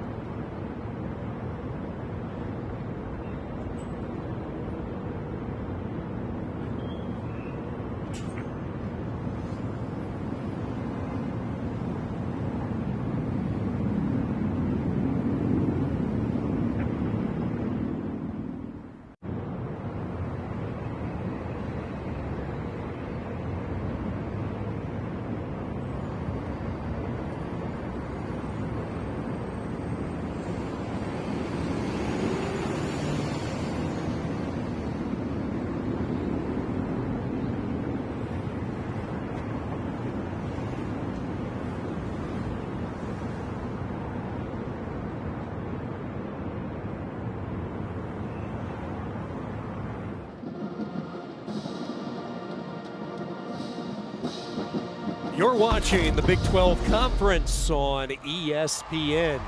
Opening week of the college football season, unless you were one of those few teams that played in week 0 like Kansas State. The Wildcats trying to bounce back from that long road trip to Dublin in a rough first half. They trail North Dakota 21-17 here at the break. Sean Kinney alongside Barrett Brooks. Well, Barrett, really no surprises from what Kansas State got from North Dakota. This is a proud program. This is a physically strong team, and they showed some of that with the poise of a young quarterback. Absolutely. You know, you're talking about FBS team that really are mixing it up, and they're not scared of this Kansas State team. They understand that they are just as physical as this Kansas State team. This is 3 yards in a cloud of dust. The offensive line are taking it upon themselves to move these guys around. They are going out there and imposing their will. But, you know, back and forth, each team needs to cut down on the turnovers, especially Kansas State. When they have an opportunity to run the ball, big plays come from it. But they continue to do things like fumble, jump off sides, hurting themselves, and that's the problem that they're facing. They are getting right now outplayed by a team that is playing very, very well in UND. Kaminsky with a couple of touchdowns. Avery Johnson for the second straight week. The vertical game has been prevalent. The deflection, Tibbs with his first touchdown as a Wildcat. And this was late in the first half. The touchdown run by Seidel and North Dakota untouched from 16 yards out. And the Fighting Hawks with the lead here at the intermission. Plenty of offense. It's been really balanced for North Dakota. Not so much for K-State, just 28 yards rushing. Yeah, you know, that's a problem, you know, because when they run the ball successfully, that's when things bode well for this Kansas State team, because then it opens up the offense. I think Johnson really needs to sit down and focus not just the offense, but the defense also. He has to show that leadership role. You look on the other side, Kaminsky has definitely done that for North Dakota. He is going out there and being the man on that team, and they're following suit with it. K-State still feeling the effects for the second straight week of no Dylan Edwards carrying that football in this offense. Well, there has been plenty of offense from Avery Johnson. Soft touch here. A little luck as well off the deflection. Tibbs with the touchdown. Seidel counters a good one from Manhattan tonight.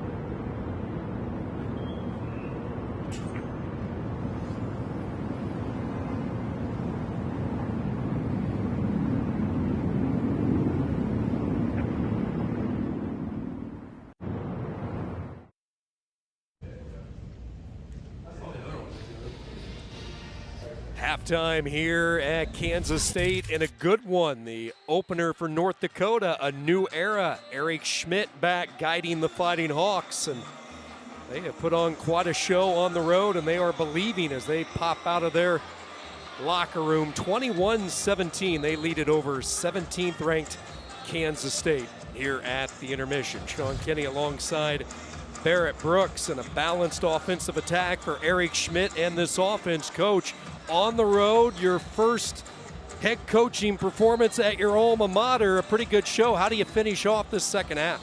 Yeah, I mean, that was the message at halftime. We just talked about the guys and said, hey, 20 years from now, we're going to be hanging out at a bar somewhere, and we're either going to talk about, hey, remember when we were beating Kansas State at halftime, or remember when we beat Kansas State? And it's up to you, man.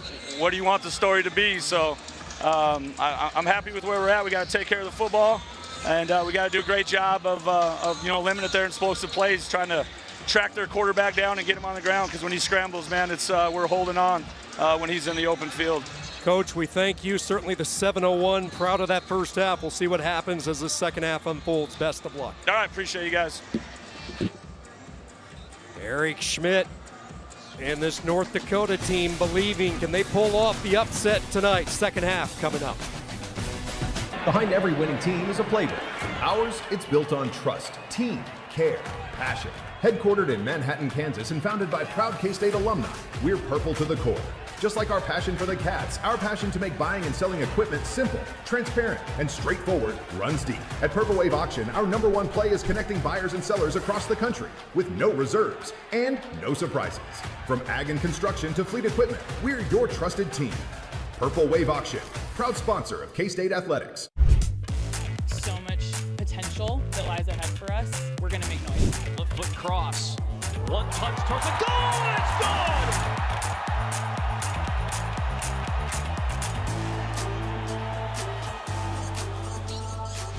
Opportunity for K-State. Can they get the hit on the touch?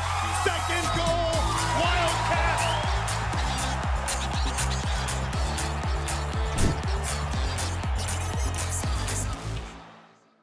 Hey, Coach Kleiman here. Rivalry games are great for the sport of football.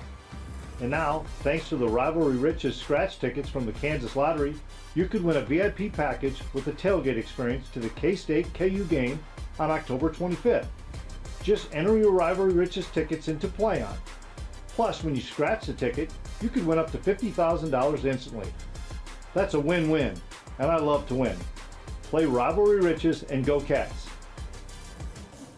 This is notoriously one of the loudest places to play. Under pressure, now steps up, he's gonna run. Angles left to the 10, he's at the 5, touchdown! Stringing and run, go by Dylan Edwards, creases the Knights, and he's gonna score. Klein, pop pass to the end zone.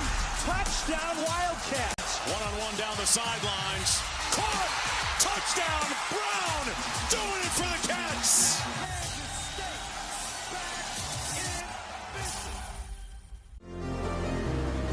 What we grow here defies expectation. Hungry minds searching for answers. Explorers of the impossible. Breakthroughs without end. People who see the world not as it is, but as it could be. You'd be amazed at what we grow here. This field belongs to the ones who take it. This season doesn't come with the script. This is where everything is earned, and we mean everything. We don't do handouts here. You want the spotlight? Earn it. You want to shine different? Prove it. 30 years strong, and we keep shining brighter. This is Big 12 football. This is a different league.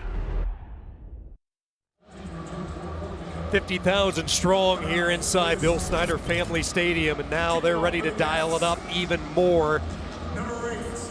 Kansas State in a dogfight with North Dakota, 21-17, and how would you like to be in the Kelly Green, surrounded by the Royal Purple tonight? Yeah, they're in enemy territory, but you can't tell them nothing. They're in their foxhole, and they're fighting their way out right now. North Dakota in this offense to get the football first after deferring to start the game. And What a first half it was for Jerry Kaminsky in this offense. Balanced attack. Kaminsky making his first career start, the sophomore out of Sun Prairie High School in Wisconsin. Was named the starter Monday. Won a tight battle, outdueling last year's starter Simon Rumfo and the transfer from San Diego State in Javance Tupuala Johnson. It's all about belief, and they believe in Kaminsky. They definitely believe in him.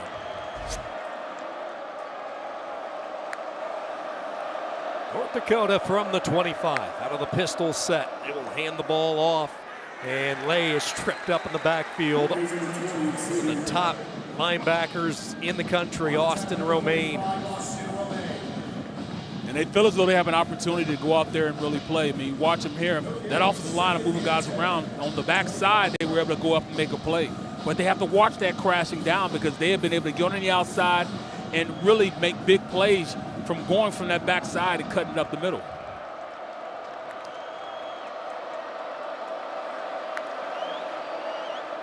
And second down, back-to-back carries for Lay, and this time it was Payne coming up from his safety position. So let's talk adjustments defensively for Joe Klanderman in Kansas State. Good start here with the hit by Romaine and Payne. What do you anticipate? I anticipate them to make sure that they look for the big play. When you're up and you're stopping them like this, that's when they start to go over the top. They must stay disciplined in their lanes, in their coverage, and make big plays on the defensive side of the ball. And on the exact opposite for UND. Make sure that they go out there and do what they've been doing, playing disciplined football. Third down, they rush 5, floating it far side, just beyond the reach. They were looking for Ty. Coverage on the play by Justice Clements. Yeah, you look at it, I mean, watch the defense. I'm looking, and he was right there to make a play and hesitated for a second because he made sure everything was going around because he was scot-free and hit Kaminsky and really altered the throw on the play. Those are the little things you have to do. Base fundamental football. Lockett awaiting the punt at his 35. Kansas State trying to set up the return. A booming kick here by Silvernail.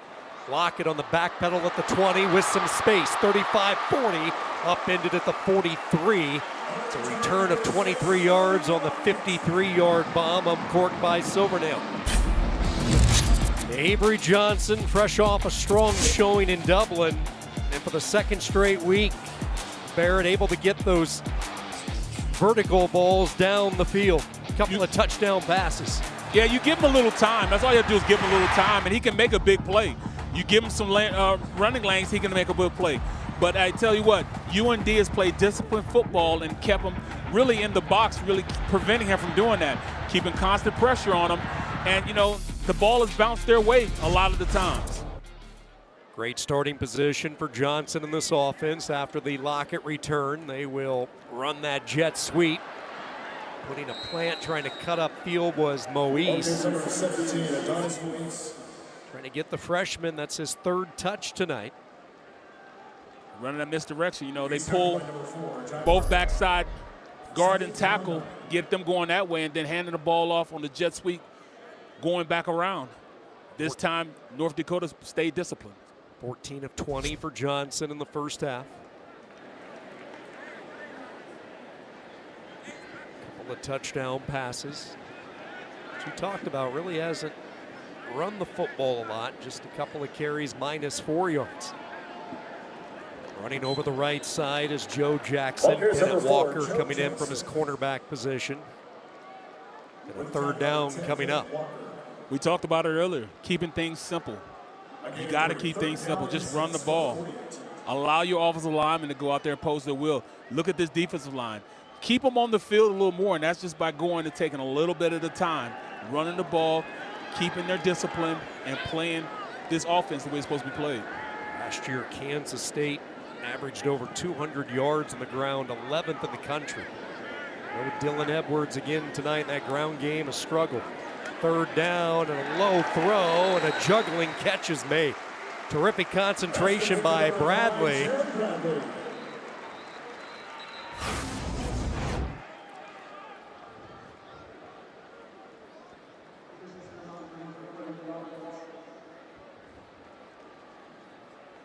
catch, keep this drive alive, and an injured Wildcat, and that's their transfer from Pitt, Terrence Enos.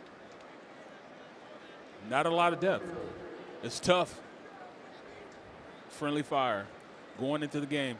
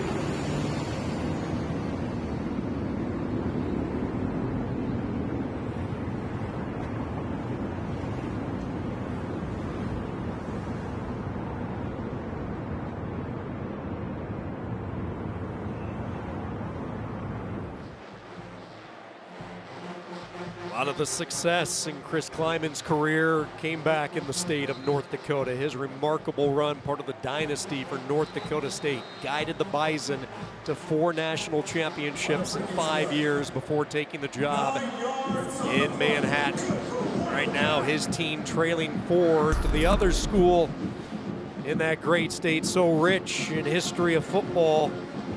The North Dakota Fighting Hawks see his time in Fargo with the Bison, 69-6 against FCS teams in the 4 national championships. Good news for K-State. Terrence Enos was able to walk off on his own power, replaced out there by the freshman Gus Honkes as they go near sideline. Hawkins at right tackle, Barrett, is a player talking to offensive coordinator Matt Wells and Coach Kleiman that they are really high on the redshirt freshman from Shawnee. Expect to get a lot of reps throughout the course of the year. Yeah, he was going to be in this game a lot, you know, and they have high hopes for him being a really good player for him. 2nd down and 7 over the right side. Good tackle there. Flying in was Jai Martin. You know, slow and steady wins the race. You know, I know this doesn't look like big-time football, but this is the type of football I love. You know, power football, you know, you in the front side, you double team, backside pull around and find you a gap to run through. That's what they're doing right now. Keep this going. Keep this defense on the field. Kansas State's offense, the defense has been on the field way too much. They need to keep the North Dakota defense out there a lot longer. Braden Moore is checked in as one of the rush-ins. One of the veterans of this North Dakota defense. Johnson will keep it, a rare carry for him, and he'll get to the corner, scoot his way to safety as he gets out of bounds, shouldered by Bennett Walker, but a 3rd down run for Johnson. There you go. Keep it simple. Here it is, you know, get everybody going one way, and then follow your tight end on the outside, let him secure a block, and then use that speed that you know he has. Johnson's one of the fastest players on the field right now. Have him use his legs a little bit to kind of open this game up a little bit. 15 yards on the run by Johnson. First down, Kansas State inching closer to the red zone. They fake the jet sweep. Johnson will take a shot. Lots of contact downfield. That was a great play call, tight end on the outside, but you got to complete it. You know, he overthrew the tight end, have a little more touch, getting the ball to him. I know his eyes got huge, seeing how wide open that tight end was on the outside. He ran a little wheel route. He's wide open, but you got to finish the deal. Seen often open off that wheel. Jamire Davis was wanting to call as he got all tangled up near the goal line. Second down and 10. Jackson in motion. He will get the call. Has a block to the corner. 15. And again, it's Jai Martin with the tackle as he goes in on the shins. But the speed of Jackson moving the sticks and a Kansas State first down. You look at Jackson, you know, he could have went out of bounds early. What does he do? He finishes the play. He gets the first down. These are the little things you have to do to keep this offense going. Keep the chains moving. Physical football, slow and steady run the race.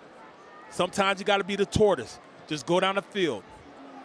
Going into the game last week, they told us they were expecting maybe 25 to 30 snaps for Jackson. Ended up with a huge load because of the injury to Edwards. He gets a quick break here. Rice is checked into the game. Running over the left side, Rice with a good surge. Pastore and Portier on the left side of the Kansas State offensive front wall. Sean, I love it. I love this. Just go out there and just impose your will as an offensive line. It's a great run right there. You may not think so, but 4 yards on a first down, now you've got 2nd and 6. Keep the chains moving. Give you an opportunity to stay on the field. Keep this defense on the field. North Dakota rotating freely, trying to keep fresh bodies out there. Big and Rucker back into the game. Their 2 starting rush ins. Second down. Rice trying to bounce it wide. Gets to the outside. Touchdown! The freshman into the end zone for the first time in his Kansas State career.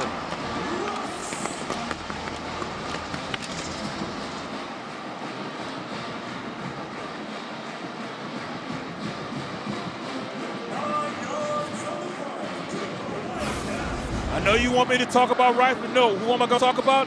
I'm going to talk about this left tackle. Gus Hawkins secures that that right side, and he's able to run right over him, and then the speed of Rice to the outside.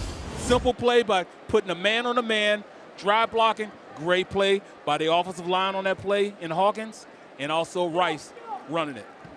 Big 12 power football on that drive by Kansas State. The freshman checking in at right tackle, sealed it. The receiver Tibbs on the perimeter with some physicality in the block. Touchdown, Devon Rice. Kansas State back up.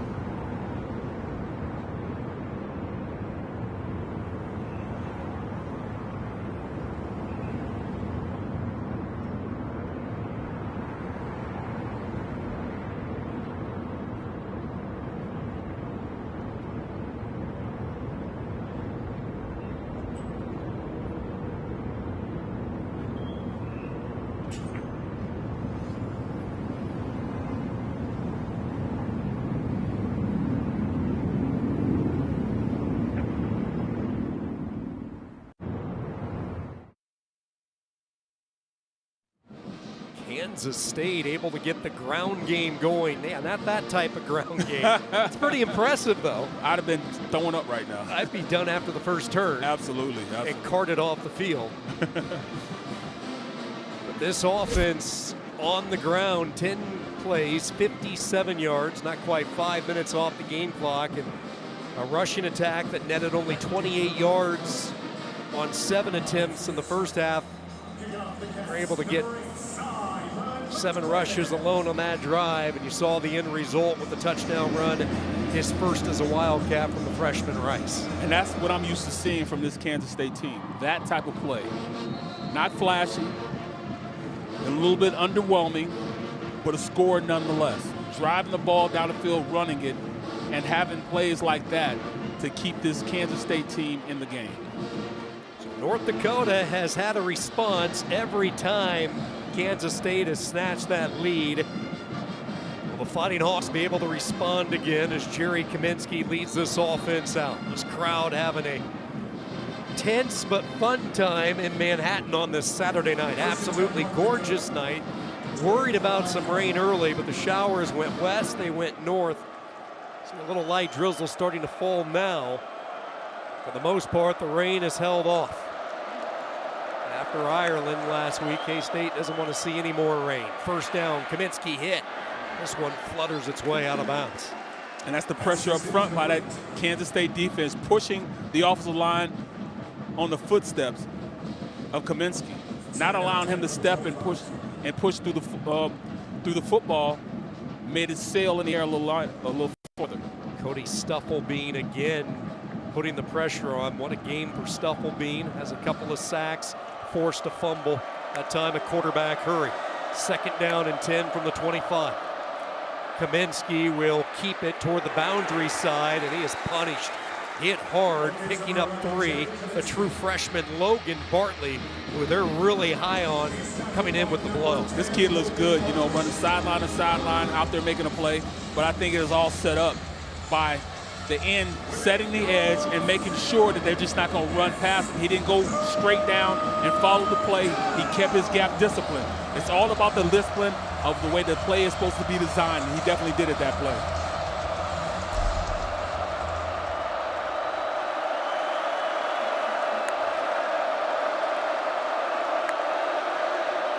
Blitz comes, they pick it up. Kaminsky time to throw, and it's knocked away.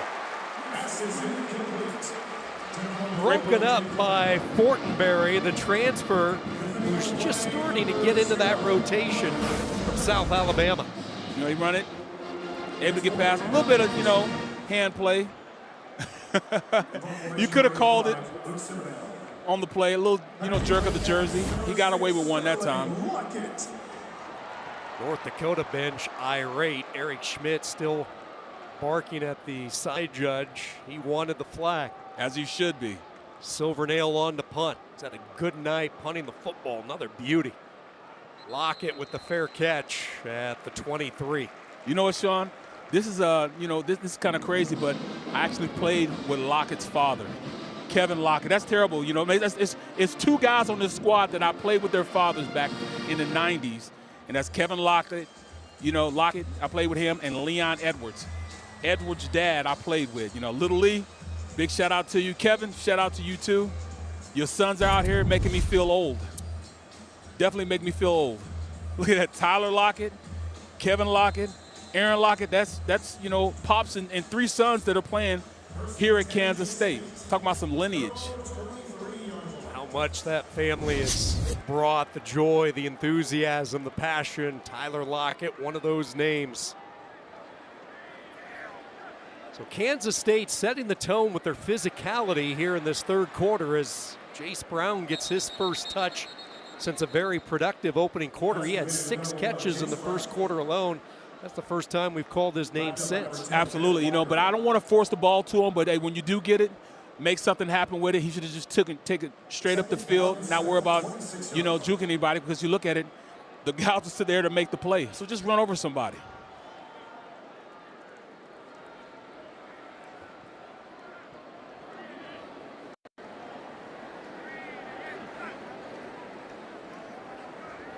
Johnson dials up his tight end. Another short game. This is Braden Lofton, the junior out of Omaha, part of the state championship Lewis Central team in Council Bluffs, Iowa. Slow and steady wins the race every single time. Here we are just running the offense. Now it's third and manageable. 2 quick passes. Maybe now they go over the top on a big play. But now it's third and something that they can go out and make something happen with. 12 personnel, the 2 tight ends to the right side. Brown goes in motion. North Dakota brings the 2 linebackers and finding the open space. Easy throw and catch. Bradley with the haul in and a first down for K-State. We call this a stick route. Great play. You run somebody on the outside on the quick out, and you had Brown on the quick out, and then you sit somebody right up underneath to catch the stick route. Now they go a little bit faster after the first down. A hole opens up. Squirting through is Jackson. This offensive line opening up some holes, getting some push on the North Dakota defensive front. Starting to get lathered up. This is at a point where the offensive line said, hey, coach, let's go. Give us the game. We want the game. Let's drive them off the ball. Running backs won't be mad. Let's go. They have completely flipped the script with their ground success in this third quarter. Second and short. Johnson nowhere to go. He'll tuck it and run. So dangerous. Avery Johnson with a first down gallop. Up ahead to the 34, 15 more yards. And, you know, that was one of his maturation things that he did well. He hasn't run a lot, but sometimes you got to take it in your own hands. And we're at the time in the game where, yes, he probably needs to go out there and take this game over. Don't let Kaminsky stay the star. He drops back, nothing's open on one side, checks his progression. All right, I'm going to go out there and run. Sometimes you just got to do that. Johnson on every preseason watch list, whether it's the Maxwell, the O'Brien, the Conference Player of the Year. Second year as the starter, they give it to Rice. These coaches bragged up Devon Rice, the product out of Bishop Gorman, one of the top high school programs in the country. He was part of a loaded backfield, so he never got a lot of carries just because of the wealth of talent, but he has stepped up with the injuries to Dylan Edwards. Well, you look at, you know, he was able to go out there and finish the play because of Oakley. Tight end on the outside, held the block for a long time, allowing him to go make the first down. Sometimes you got to take that guy out to lunch for what he just did. That was a great block by him, allowing him to turn the corner and get the first down. Quick moving third quarter, wide open the tight end. This is Oakley tight roping the sideline. Kansas State has it all clicking, and that's what a running attack can do. These quick passes open up. You're getting 3, 4, 5 yards a chunk on the ground, and the tight end's becoming a factor. Why not throw him a bone? That was a great fake by Johnson, and then just delivered the ball to him. Up the middle for 6. Devon Rice has his second of the night.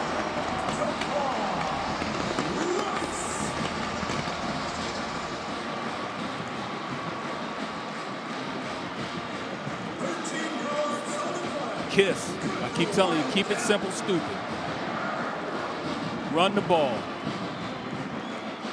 Keep the defense on the field.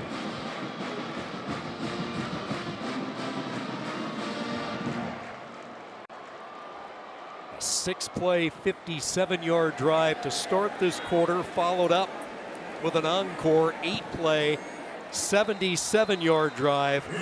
Both times capped off by Devon Rice.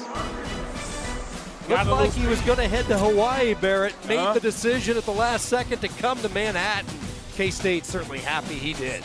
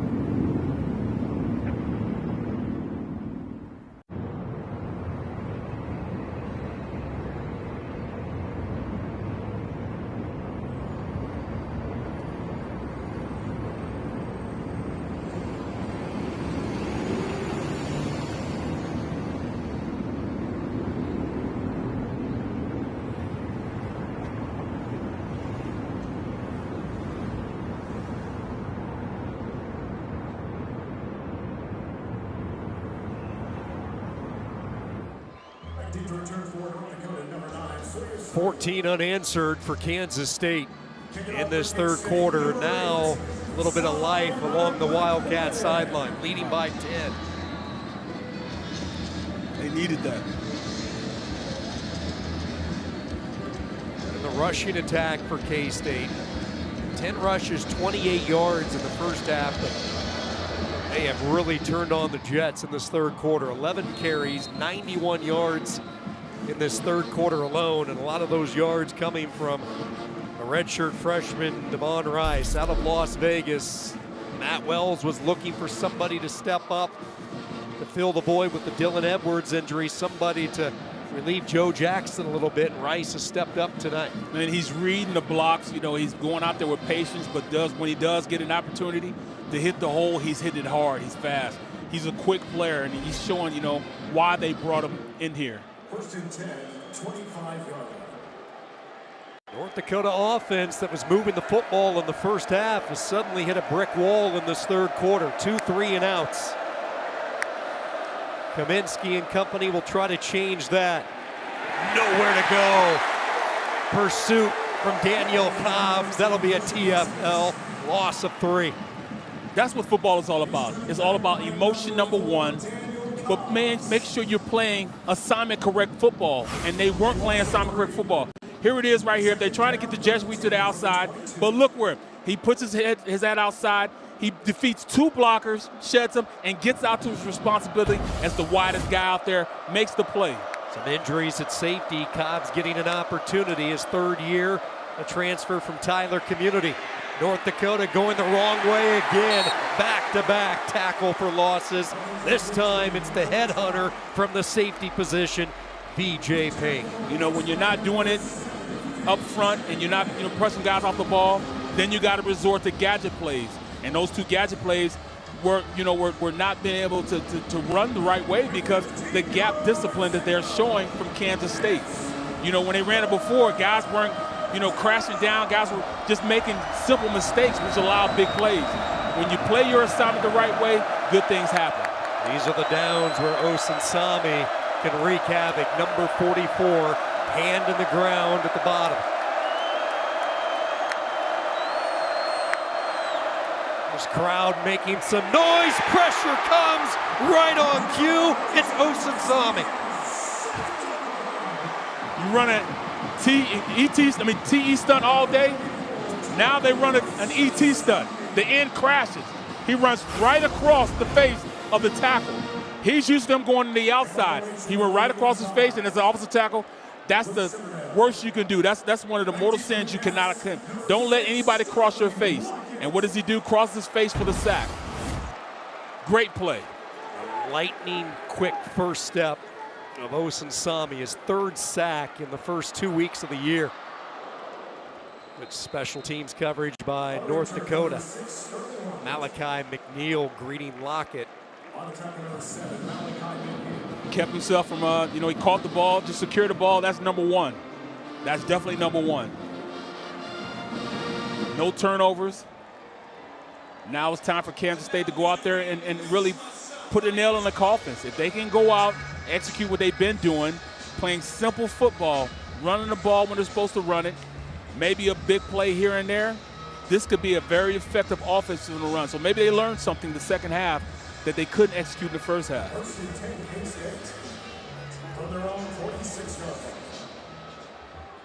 It's a long game. Avery Johnson, his 16th career start tonight. 10-5 as a starter, but he's been really good at home. Leading by 10 off the play fake. Has some time, settles underneath, and a minimal gain back close to the original line of scrimmage. Chase Brown, good job by Johnny Wiltshire. Look at this stat. I mean, come on now. UND minus 10 yards in the third quarter. Kansas State 113. Talking about a shift of tides. The tide was coming in.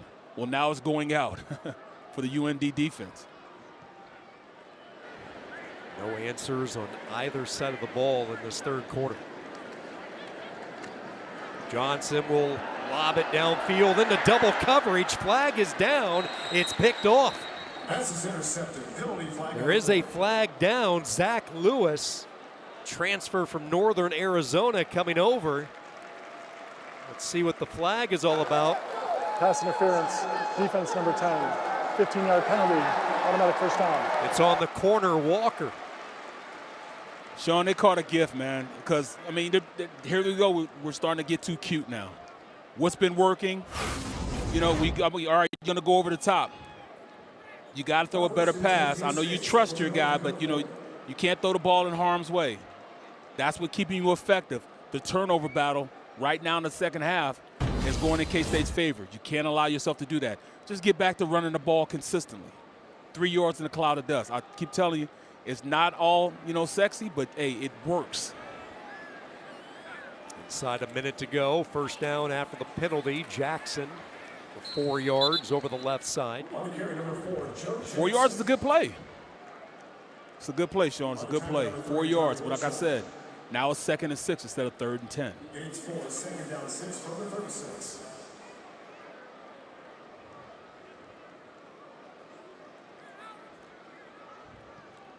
If you watch the defense, you're starting to, you know, become a little less explosive. Kansas State, no hurry here. 2nd down and 6.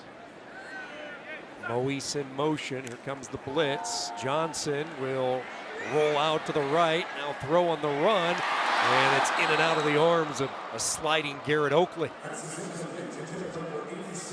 That's really tough. And he was open on the play. He got pushed out by the defense. Great pass rusher. They need to keep him more contained. Defensive ends got to make sure they stay with their rush discipline. If you have a mobile quarterback like this, you can't allow him to get to the outside because that's when they do the most as far as being creative and getting the ball down the field. When you're UND, keep Johnson in the pocket. He's less effective there than he is on the outside. Barring a defensive penalty, this should be the final play of this third quarter. 3rd down and 6. And the ball is loose on the turf. Going to be a big loss for Kansas State. Moise picks it up way back at the Kansas State 46-yard line. And that will be the final play of the third quarter. That's the end of the third quarter. A quarter that was dominated by Kansas State. Not how they wanted to go out, but the Wildcats able to turn the tide, turn the table on their neighbors to the north.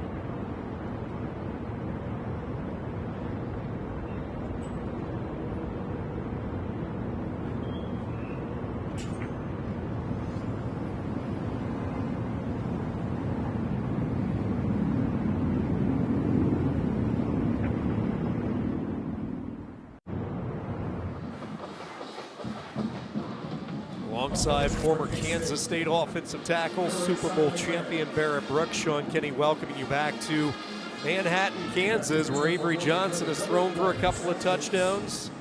Devon Rice has rushed for a couple of touchdowns in this second half. K-State 14 unanswered.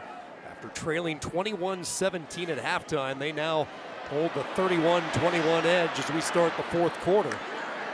On the return, this is Zach Lewis up to the 28-yard line. Third quarter dominated by K-State. They imposed their strength up front. That offensive line opening up some holes, and this defense able to get to the backfield often. Yeah, you know, they were able to control up front. When you can control up front, you can run the ball, keep that defense on the field. Eventually, the war of attrition tends to lean more in your favor, and that's what's happening right now. That defense of UND was on the field for too long, which, you know, put them in a position where eventually there'll be cracks in the armor, and that's when you get the big runs. You got the touchdown run by Rice. You're North Dakota, you're playing a top 20 team on the road, first game of the year, and you enter the fourth quarter down 10. Opportunity here, but they need something on this drive. Hop skipping his way over the right side is Seidel. And that's a good run. Once again, keep the chains moving. Those type of runs keep you in the game. And right now, you know, that's what they need. They need stability. They need for this offense to run seamlessly. Seidel, a great story. He was adopted from the Democratic Republic of the Congo when he was 6 years old. Both he and his brother Simon, who plays for Minnesota, downfield throw, and it's reeled in at the 45-yard line. They go to the tight end. They don't look the tight end direction much, but they told us the freshman Nathan Hermatka is the guy we're going to go to when we look at the tees. Yeah, you know, give Kaminsky a little time. Don't get anybody's face. You know, you can deliver the ball down the field. Tight end runs a little corner route and is able to go out there and make a play. 20 yards to the true freshman. He's a big man, 6'6", 230-pounder out of Maple Grove, Minnesota. One of 30 players on this roster from the state of Minnesota for North Dakota. First and 10 plus territory, trying to whip out that screenplay, and it is snipped out beautifully. Excellent job by Quay Moss. Yeah, Quay Moss reading the play inside out. He saw the quick screen go on the outside and was able to beat the blocker underneath and make the play. And that's just, you know, just an effort play right there. You know, you can sit there and like wait for the play to come to you or wait for the blocker to come to you. No, he initiated. He ran through and made a play on the outside. Moss grew up in Georgia, came to Kansas. We talked about the strong JUCOs in this state. He's part of Dodge Community College, then went back to Georgia, now here in Manhattan living out a dream. Shaking free off the first tackle and then getting pounded along the near sideline is Seidel. You got to finish the play. It's a great play by 25. I think slow it down, but if he goes and makes the tackle, now it's even more. Watching the play, pursuit, gets there, but you got to finish the play.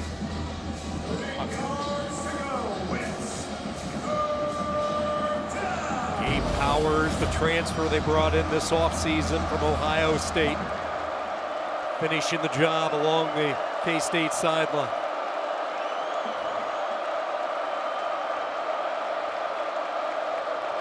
Crowd making it tough for Kaminsky. Third down, they keep it on the ground, and there is nothing. Stood up at the line, falling ahead for 2. Down 10, early part of this fourth quarter, plus territory. You got to believe this is 4-down territory. Yeah, you know, at this point, you have to make a play. And they trust Kaminsky enough to change the play. I don't know what they're going to play, but the play was that he had called, but he changed it, and maybe he saw something. Kansas State could not get off the field last week on 4th down with Iowa State. First opportunity to come up with a stop tonight with North Dakota. Throw toward the sideline, it's caught, and a first down. B.J. Fleming. They needed 4, they pick up 6, and the drive stays alive. That's a great, great pass by Kaminsky, only throwing to where his guy can get it. He's able to rifle it out, bunch to the left, runs the quick out, and is able to make the play. Catches it, brings it in, gets the first down. A bunch coverage is hard to defend because you don't know what the receivers are going to do on the outside. We have 3 receivers out there. You know who's going inside, outside, or going up. And that was a great play call that they had for UND's offense. 10 different receivers for Jerry Kaminsky tonight. They weren't kidding when they said they had a real deep receiving corps. First down, he zips this one, and it's dropped. Put it right on the button, but Ty could not bring it in. Yeah, giving them an opportunity, keeping them in the game. Got to finish the play. Kaminsky has a strong arm, a lot stronger than I thought it was. He's shown that he can, do everything from a passing ability. He can push the ball down the field with a deep play, but he can also throw from sideline to sideline. 16 of 26 for Kaminsky, 159 yards. Looking over a four-man rush. He's going to step up at the last second, spotted his tight end. Hayden Stay with his second catch. They pick up 12 more and a first down. Purnell the tackle. Yeah, a little sidearm on the play. I mean, he has really impressed me. Kaminsky's really impressing me. Number one, how he's leading this team. Number two, he has commanded the offense and getting the ball to his weapons. And number three, he doesn't think that he doesn't belong here on this field. He's the guy. No wonder he won the starting job. Only played 3 games last year. He was a redshirt player in 23. Play action, receiver open, it's Ty, and he makes the catch for the touchdown. And the Fighting Hawks say not so fast. I love the route that he ran too, and not only that, Kaminsky led him away from the safety coming across. Didn't give that safety an opportunity to come make a play. He threw him open on that play. Watch him here, slot, good send, but then he fades. The fade is thrown perfectly, not leading him into the safety, but giving him enough room on the outside to really hit the receiver in stride in the end zone.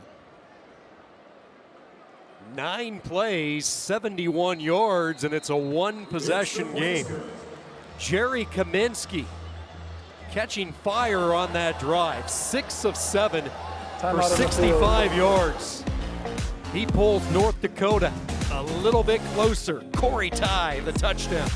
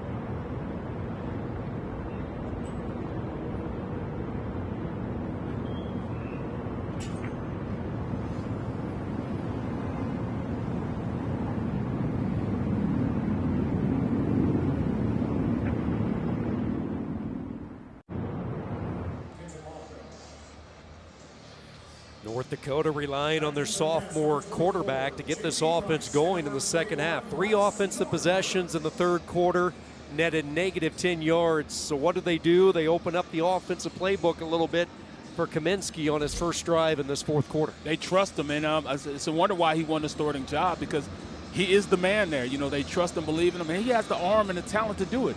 He's quick, he makes good decisions, and, you know, he's leading these guys in the right direction.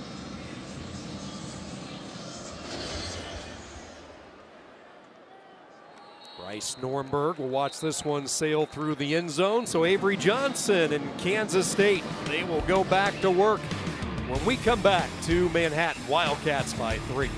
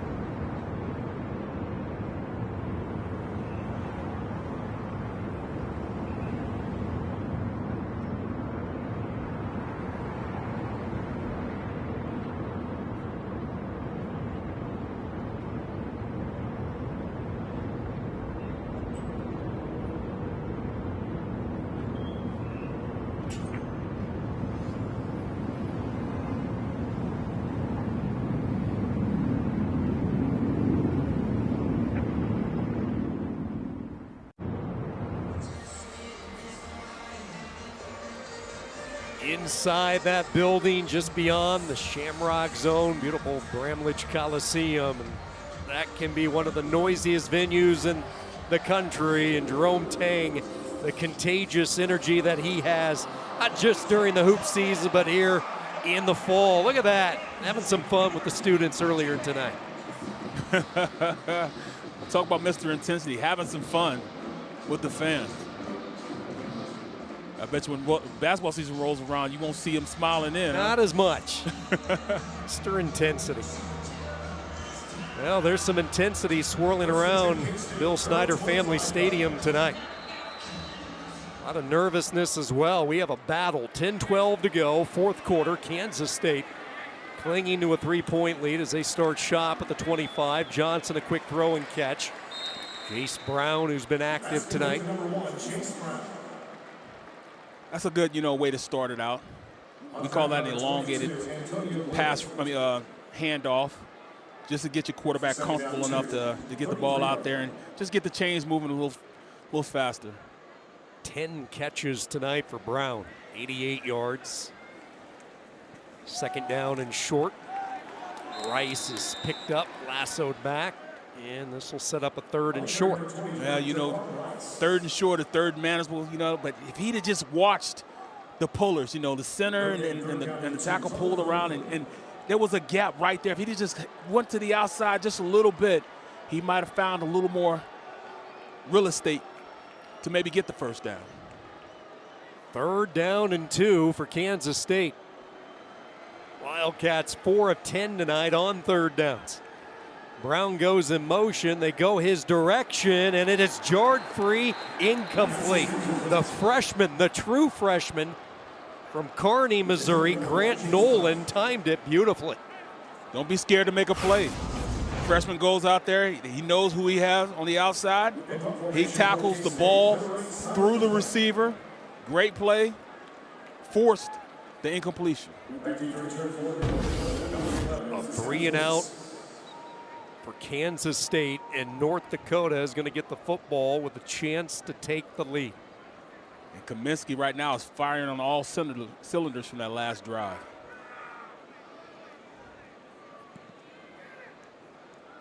McClannon with the punt, angled toward the near side. Dangerous catch there, but it's hauled in safely by Seidel. North Dakota trailing by 3. They'll have the football when we come back.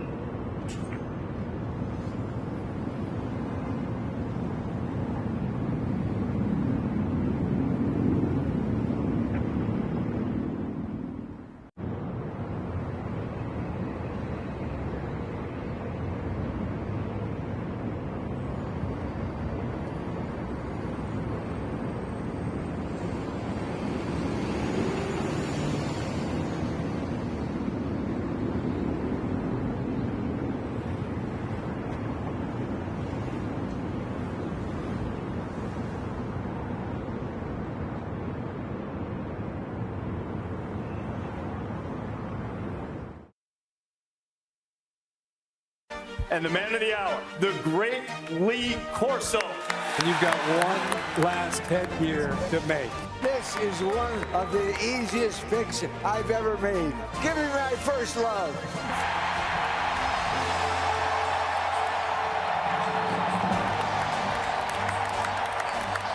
An emotional moment earlier today from Columbus. Lee Corso donning the headgear for the final time. You know, Barrett, we were talking.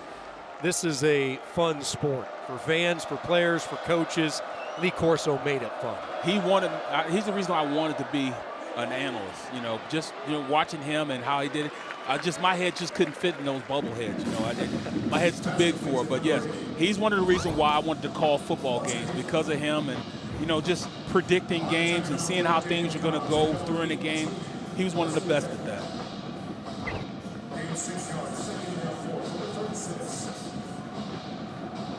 Here is North Dakota, down 3, 8.5 minutes to go in this fourth quarter. A new era for the Fighting Hawks. Eric Schmidt coming back to the program that he won a national championship with as a team captain and linebacker back in 2001. What did he tell us yesterday? All through fall camp, it was all about upping the expectation of heart. That is, such FCS coaching type of thing to say. Getting your guys to buy into your system, getting you guys to go in and just get in with the hard work. That's what he's established here at UND. Hard work and discipline is how he wants to win football games. North Dakota struggled on third down tonight. Third and short. They'll go with Lay. Patient run. Waited for that hole to open up, and a first down carry for Xavier Lay. Sean, there was no disguising. There was nothing but those big guys up front pushing back this Wildcat defense. Man to man, they're pressing guys, And all the back had to do is just wait and pick his hole and run through it. This is good old-fashioned 3 yards in the cloud of dust football. Run the rock. An offensive line with 4 returning starters from a year ago. The only newcomer at left tackle, Trey Spade. First down, again, it's Lay with the carry, and he surges ahead for 2. And this is one of the times where the big play usually happens to this defense. Kind of trying to lull you to sleep, run the rock, and then bam, over the top, one of the tight ends running a post route up the seams or on the outside for a big play. Seidel is checked in. They just continue to rotate their skill players. 3 new receivers out there for offensive coordinator Isaac Frichte. 2nd and 8. Kansas State brings Purnell on a blitz. They'll go the opposite way for Ty. Back shoulder throw. Blanket coverage by Cobbs.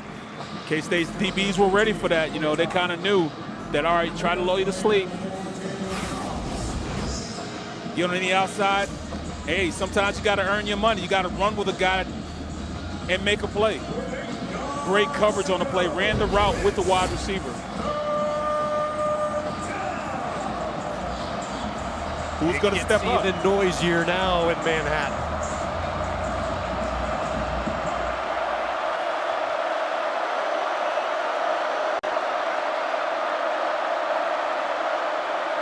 Kaminsky darts and a lot of cushion given and a first down. Boy, lots of room given on that far sideline. DJ Fleming with the catch and another 3rd down conversion. I don't understand that. I mean, you got to play with the sticks. You don't drop back. If you're back by the sticks, you don't drop back past the sticks. And he was too far back on the play. You got to understand the circumstances of the situation you're in. You can't be back past the sticks if you want to go out and compete on a route. 3rd catch for Fleming tonight, the transfer from Northern Arizona. They had a coaching change, just did not fit in with that scheme. He's found a home, though, in Grand Forks. Home run ball, looking deep for Fleming, and a contact and a flag. Sandwiched with Rich and Fair, and North Dakota is going to be in business. On the pass route, all he does is run a deep 9 route. And then the DB doesn't slow down. He underthrows a little bit, gives his receiver a chance, and it's a PI. Automatic first down. This is once again the Wildcats playing undisciplined football. When you're this deep safety, you got to stay behind everybody else. You got to be the last line of defense. If somebody's deeper than you, then you haven't done your job as that deep safety. And that's exactly what happened. He let the guy on the inside, the receiver on the inside, beat him over the top.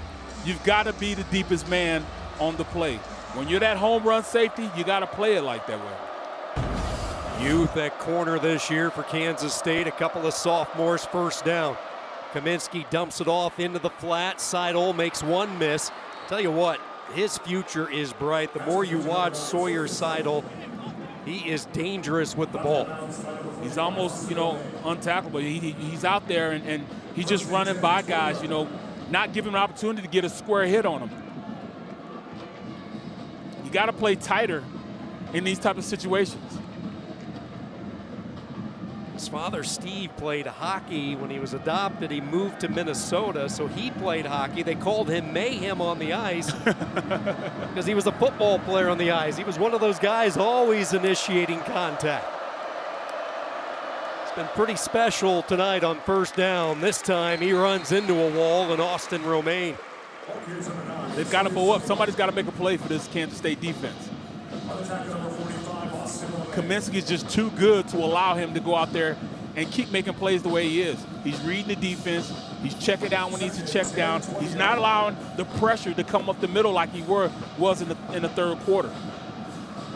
Completely different story in this 4th quarter. They were very balanced in the first half. Kansas State dictated the tone in the 3rd quarter, but Kaminsky and crew looking very sharp in the clutch. 2nd down, exploding through the hole is Seidel to the end zone. North Dakota goes back out in front. 19 yards for the sophomore. Right up the middle. He just followed his blockers, followed the double team, ran right in behind him.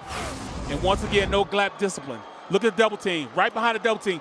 The defensive line is getting pushed back 5 yards on the play. 5 yards.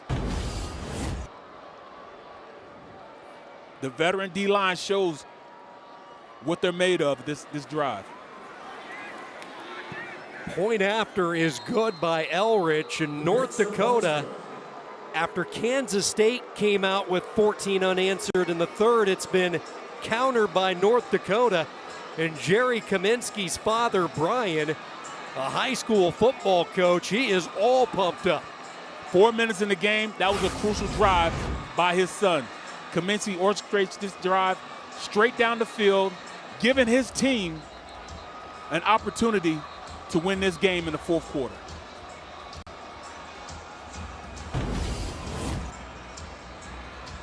He doesn't have any Kelly Green like Brian Kaminsky has up in his section, so he's keeping that energy contained. One lone right little now. dot in the middle of all that purple, and he can be excited if he wants to.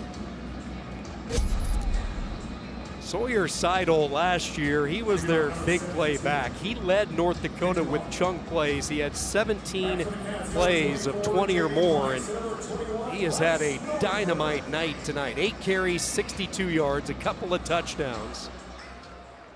An upset alert late on a Saturday night here in Manhattan.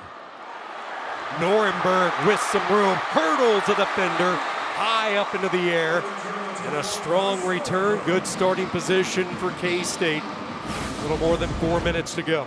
And this was definitely needed, you know, go out and make a play. Special teams, you know, had heard them a little while earlier. Now they have to go out and make a play, and they do. Give them great field position with 4 minutes left on the clock. I want to see what Johnson does now. How does he lead this team? Can they rely on him to be the guy to go in and make a play for this Wildcat offense? They start empty on first down. That little tunnel screen set, cutting back to the inside. Gain of 4 yards to Jace Brown. I'd rather see him run the ball, keep him on the field. But you look at it, you know, 20 feet for 32, 266 yards. That seems like a pretty good day. It doesn't look like he should be losing with 2 touchdowns, but they are. Down by 4.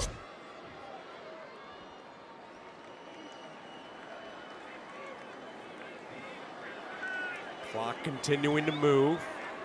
Play clock inside 10. The tight end, Ancio, lines up as the H-back right. Jackson the running back. Johnson on a quarterback keeper all the way. Makes one defender miss, and he will pick up the first down. Plus territory for Avery Johnson, using his wheels to get to the outside.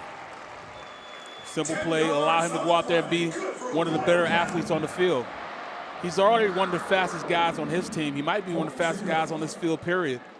Johnson has a lot of gifts, as you know, and how do you let him go out there and really execute it? You got to let him use his legs. You know, he is a very explosive player. We hit the 3-minute mark. First down, Kansas State from the Fighting Hawk 42. Johnson with pressure under duress, and he's forced just to get rid of it. Now 2nd and 10. You know, that's my bias of being an offensive lineman. You know, I just really feel that, you know, when you run the ball, you control the line of scrimmage, it gives you a better opportunity. Yes, you know, you have Johnson. He's one of the better quarterbacks in this Big 12, but, man, get those guys up front an opportunity. 2nd down and 10. They will run to the boundary side here, and North Dakota was waiting. Jackson had nowhere to go. Gang tackling led by the senior Jai Martin.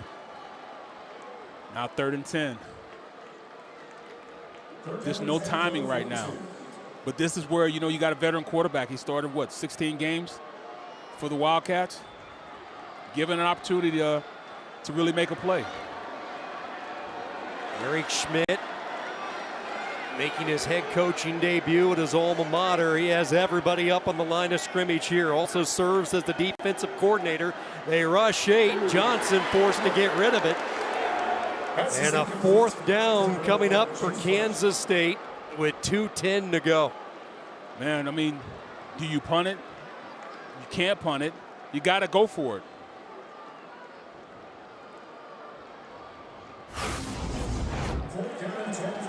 Oh, come on. That's exactly what you want.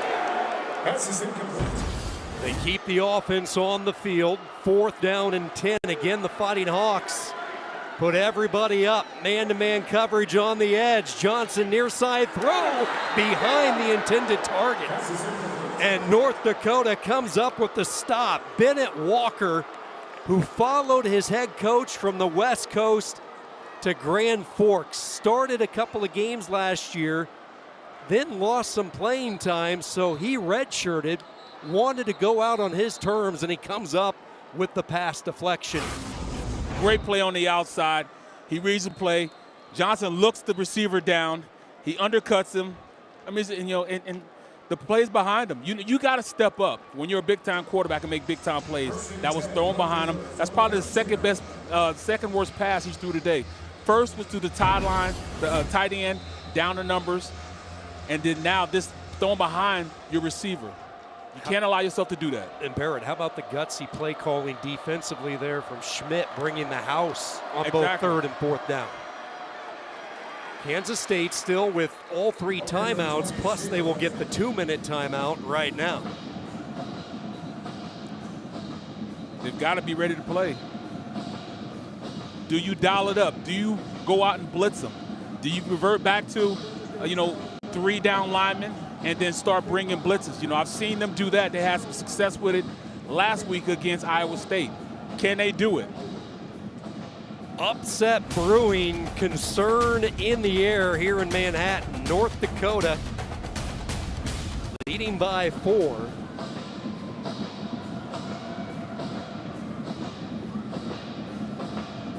And they have added a second, so we did not quite get to that 2-minute timeout.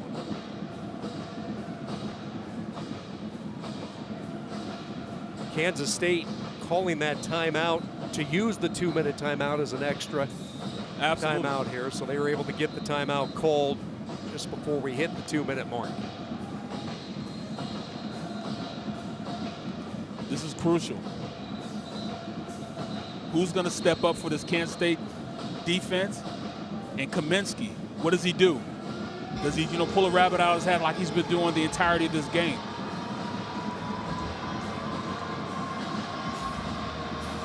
Isaac Krichty is called a whale of a football game, the offensive coordinator for UND. 2nd and 11 from the 41. That's Ty in motion. They will hand the ball off to Lay, and now we will reach the 2-minute timeout. North Dakota trying to pull off the early season upset on the road.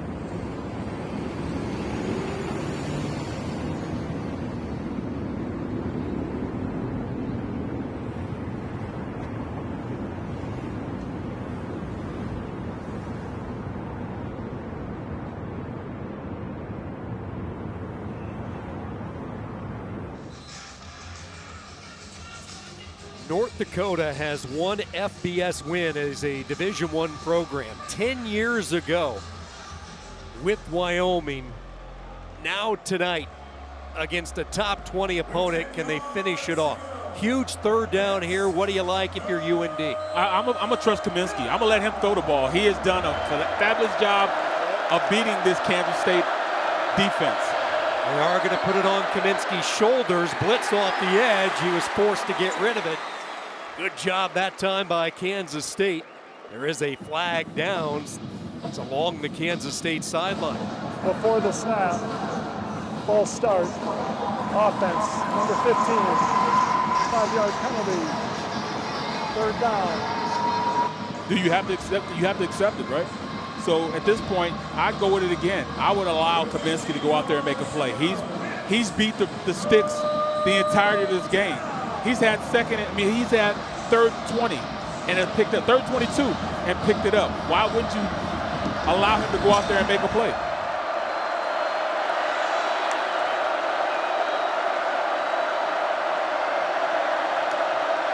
Offline snap, design quarterback run, and they're going to force Kansas State to burn their second timeout, but the Wildcats will get the football back. Sawyer Seidel, the sophomore. They knew they had a weapon coming back from last season.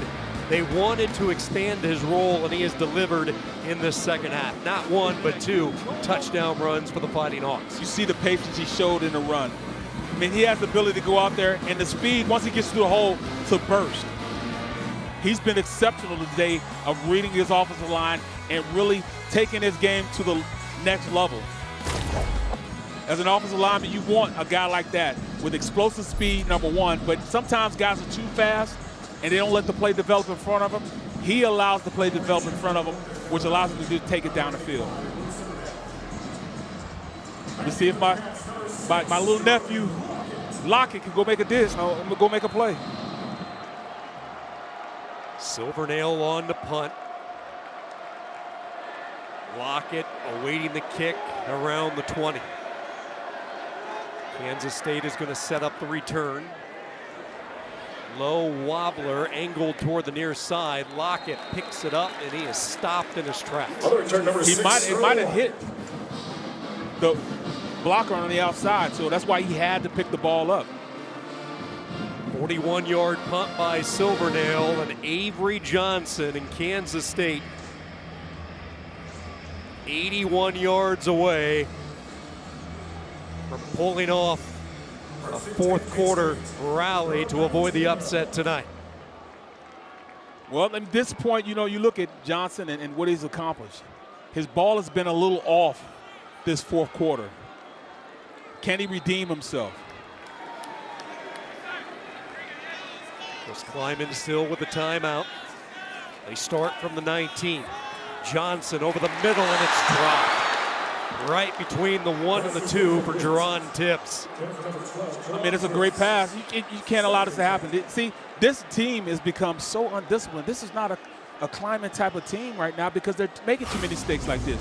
This is great. Great pass, gets it to the receiver, gets it to his weapon. I mean, he might have been able to take it to the house. He had some room to run, yards after catch, but we'll never know. Second down and 10. Johnson feeling the heat, flush to his right, throws, and a diving catch is made. First down, a pickup of 12. Bradley with the catch. You got to get on the ball, 11 personnel, push the ball down the field. Kansas State gets up quickly to the line of scrimmage. This one falls incomplete. They were looking for Tibbs. And there is an injured player down for North Dakota in the secondary. That's Wiltshire, who leads this team in tackles tonight. So Wiltshire down on his back, and this will be a big blow. Number 3. Oh yeah, he just goes down. Not sure what happened with him as he reaches for his right leg. It looks like a cramp. Yeah, it is a cramp. It is a humid night here in Manhattan. We've been fortunate as far as the rainfall. Looked like this could be a wet night when we woke up this morning, but the rain has stayed away for the most part, but the humidity is still present. Yeah, very muggy, and he's been doing a lot of running. He's made a lot of plays today.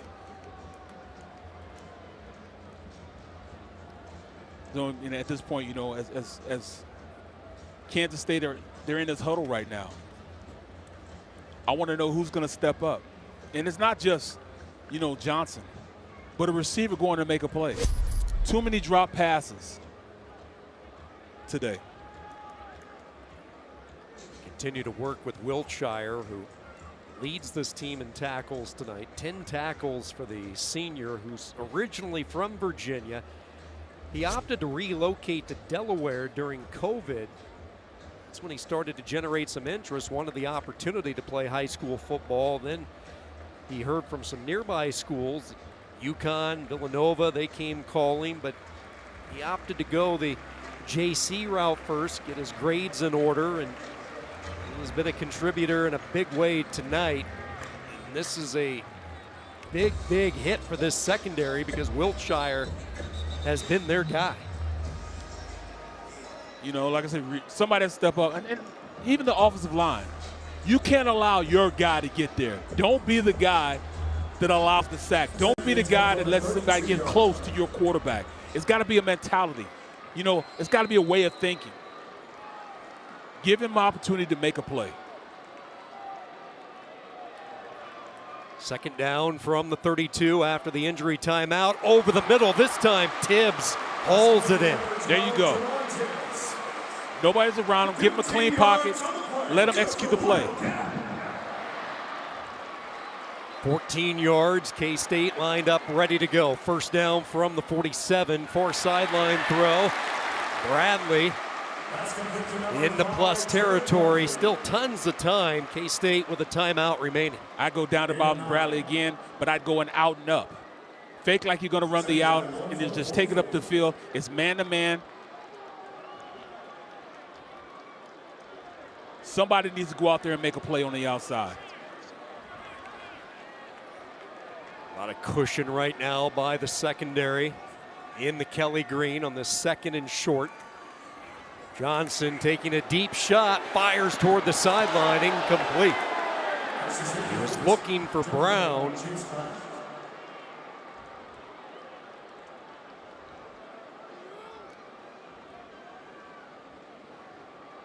Give him another opportunity.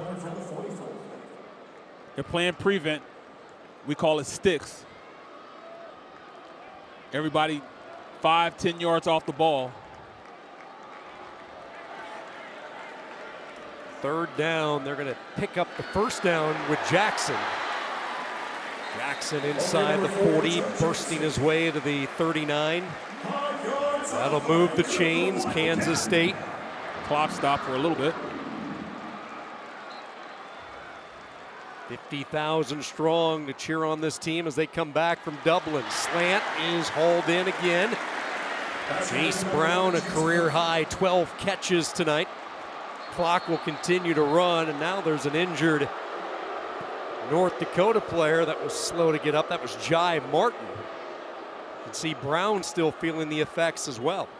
That's 3 plays, 3 different players for UND have came down and been hurt.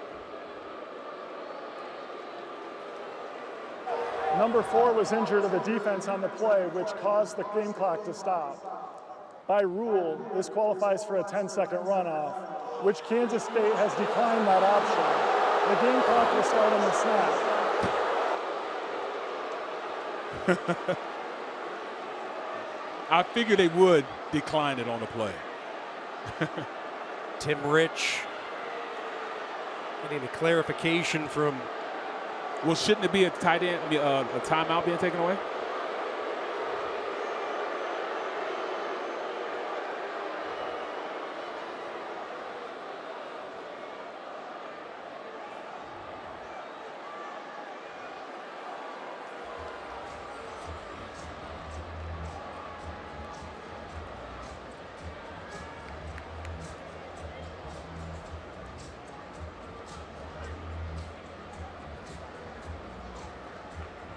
conversation continues with Kleiman and Kansas State along the sideline there.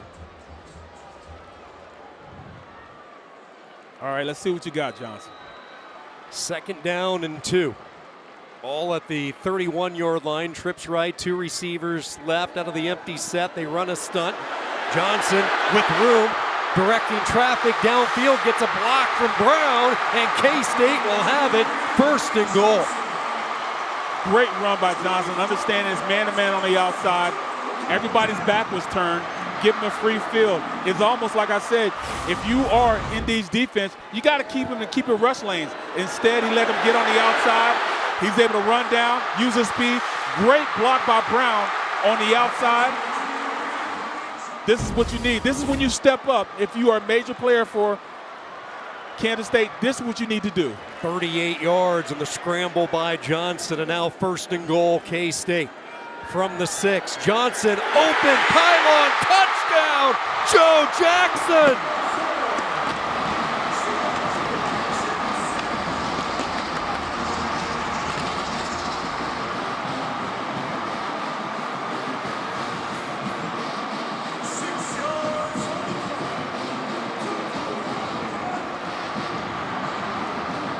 Okay, Johnson. Big players step up, Sean. He stepped up and made a play.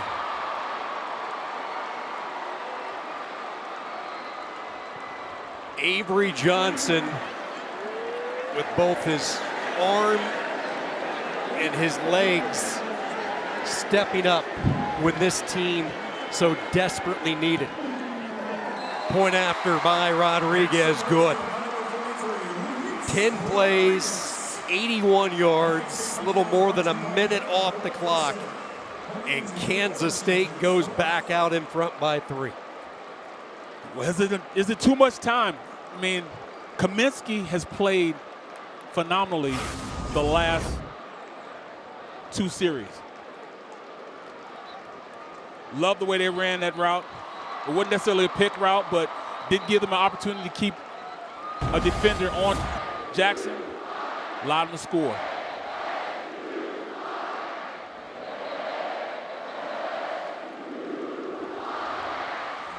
Defensively, what do? I mean, I think I still might blitz him. I'm not going to let him sit back and pick our defense apart. Kaminsky is too good to allow him to do that. Johnson tonight, 28 of 43, 318 yards, 3 touchdowns. And he used his legs on that last drive. 36-yard scramble to set up the short touchdown pass to Jackson. North Dakota with a full allotment of timeouts on the return, out past the 30, up ahead to the 35-yard line.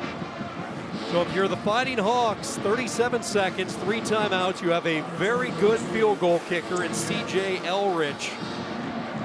All-conference kicker from a year ago. And they said he's comfortable for 53, right? Yep, that's his comfort range. They would not bat an eye.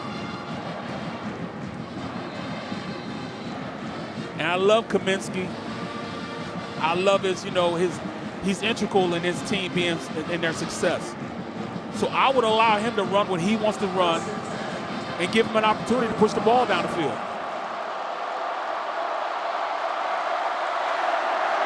Jerry Kaminsky in his first career start today. And he put the finishing touches on this one. 4-man rush toward the sideline. Minimal gain that will stop the clock. Lay escorted out of bounds by Rich. Got to play sticks defense. And if you're the deep guy, allow nobody to get past you. Safety's got to play safety today and really be the last line of defense.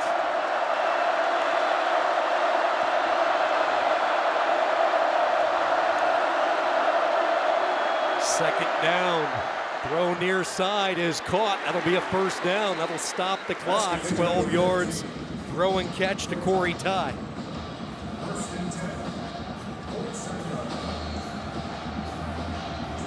Again, with 3 timeouts, the middle of the field is open. North Dakota looks like they're going to use the first of those timeouts right now.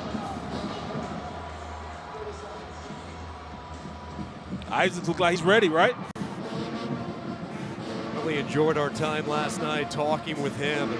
You could sense the excitement in his voice, the opportunity, and really the refreshing approach that Eric Schmidt has brought, the passion for North Dakota football. They turned to one of their own to really take over for a legend up in those parts. And absolutely. Bubba Schweigert. Schweigert was Schmidt's defensive coordinator when they won a national championship in Division II in 2001. And now it is Eric Schmidt trying to pull off the upset tonight here at K-State. He's definitely ready too, but yeah, look, at this point, look, defensive coordinator, he understands that he's got to do something to stop him. And right now, he's going man-to-man. That's a lot of comfort, and your guy's making a play. For North Dakota, you're looking to gain another 20 to 25 yards to get in the field goal range. On the drag pattern, broken up by Rich. Good job there, reaching around, avoiding the contact. That was a phenomenal job of Rich running with the receiver, able to reach past him and not have a penalty. He used his inside arm, knocked the ball down. Great play. Great play by the defense. Great call by the coach, sending the blitz. Trusting the man-to-man coverage.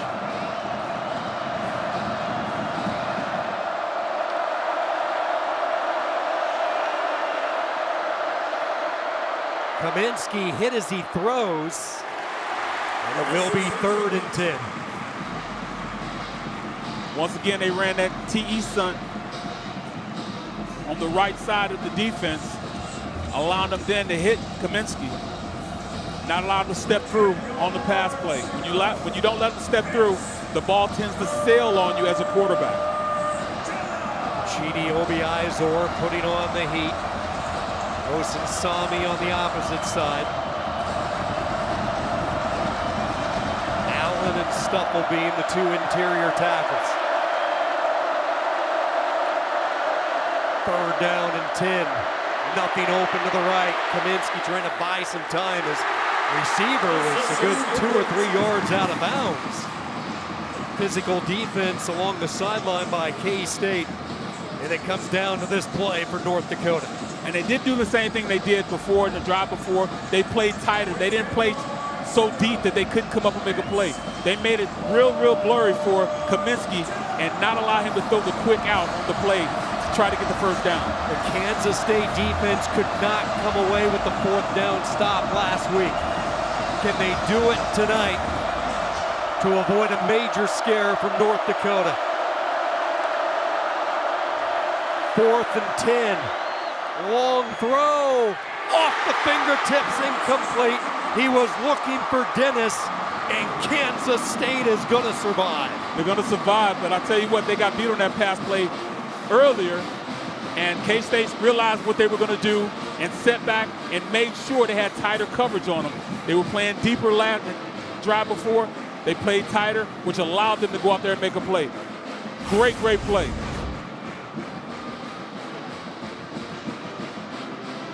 Got to catch that ball. I mean, that was in his hands. In NFL terms, that's a drop. You got it. It cuts his fingertips. It's a long throw, difficult throw across the field. Absolutely. Kaminsky put it where it had to be. He definitely put it where it had to. We have seen a great player in UND in Kaminsky. K-State lives through this scare, but understand they got a lot of work for next week. A lot of work. A week in which they just tried to rediscover some sort of routine. They did not go pads Monday, Tuesday, or Thursday following the trip to Dublin. The players requested pads on Wednesday, and they rally. Avery Johnson, the game-winning 81-yard drive. Kansas State victorious, 38-35 over North Dakota. For Barrett Brooks and the rest of our crew, this is Sean Kinney. All games airing on the ESPN networks are streaming live and archived on the ESPN app. Good night from Manhattan.